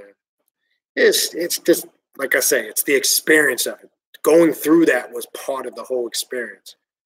I'm telling you, man, I was a record head. First thing I did every weekend. Shit, soon as whatever time of the year it was, in school, out of school, I couldn't wait for the weekend to come. Get my little paycheck, my little hustle money I was doing, head right down to the spot. Oh, so yeah, Tizzy, you went to the Prince Hall. Yes, I know you. Yeah, I know they put you through some shit. What else? Oh, maybe I misunderstood when you guys were talking about the Twitch. I thought you were talking about the feed jumping. I guess I was out of. I don't even know what Twitch is, so I can't even speak on that platform. I don't know what that is.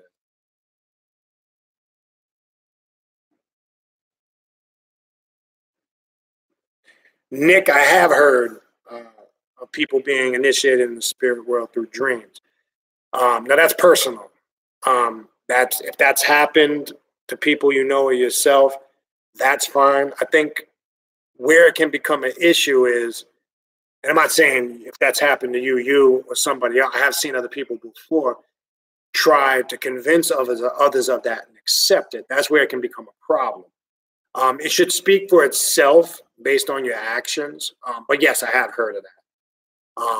And that can happen. I've had experiences with that on that level, but I don't go into it in depth because it's a subjective personal experience. But long story short, yes, that can happen, and I have heard of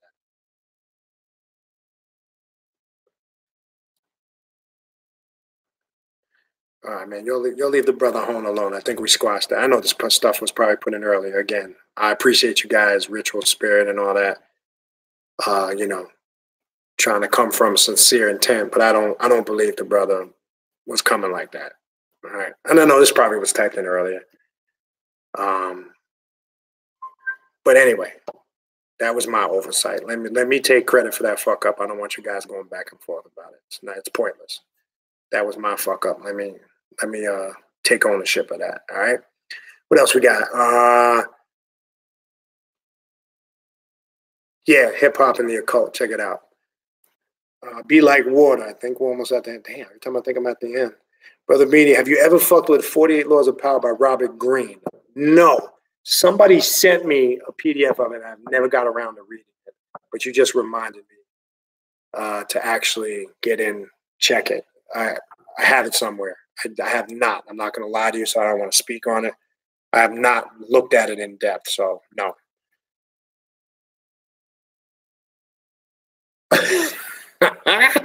You'll need more water and fiber in your diet. You shouldn't be in the crap. No, the thing is, and that's the funny thing, and that's my wife gets on me. I'm not really in there crapping. That's done quick.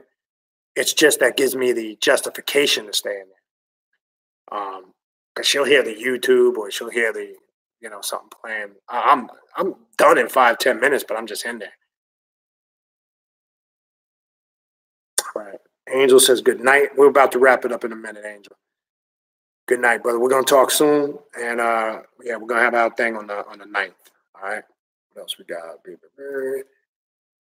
Personally, I take going through trials and tribulations, and VL's corner. Personally, I take going through trials and tribulations in life and overcoming them as a form of initiating, probably the most beneficial. Agree, 100%. And that's how you should look at trials and tribulations, as challenges and obstacles to overcome to make you better, to make you stronger. I totally agree with that. All right. All right, I think that's it, people. I know this went a little longer than I expected, but it was flowing, so I didn't mind staying on for a little extra. Again, real quick, as a reminder, just to remember, there will not be a show this Thursday. I'll be traveling, and there won't be a show Tuesday. All right. So I might try to squeeze something in between. It could be a quick upload recorded, or if I have time to come on live. I can't tell you when. It might just be a random thing. So look out for that. You'll get a note. If you're subscribed to the channel, you'll get a notification. Also hit the notification bell. Don't forget to hit the like button. It puts the channel in a wider perspective.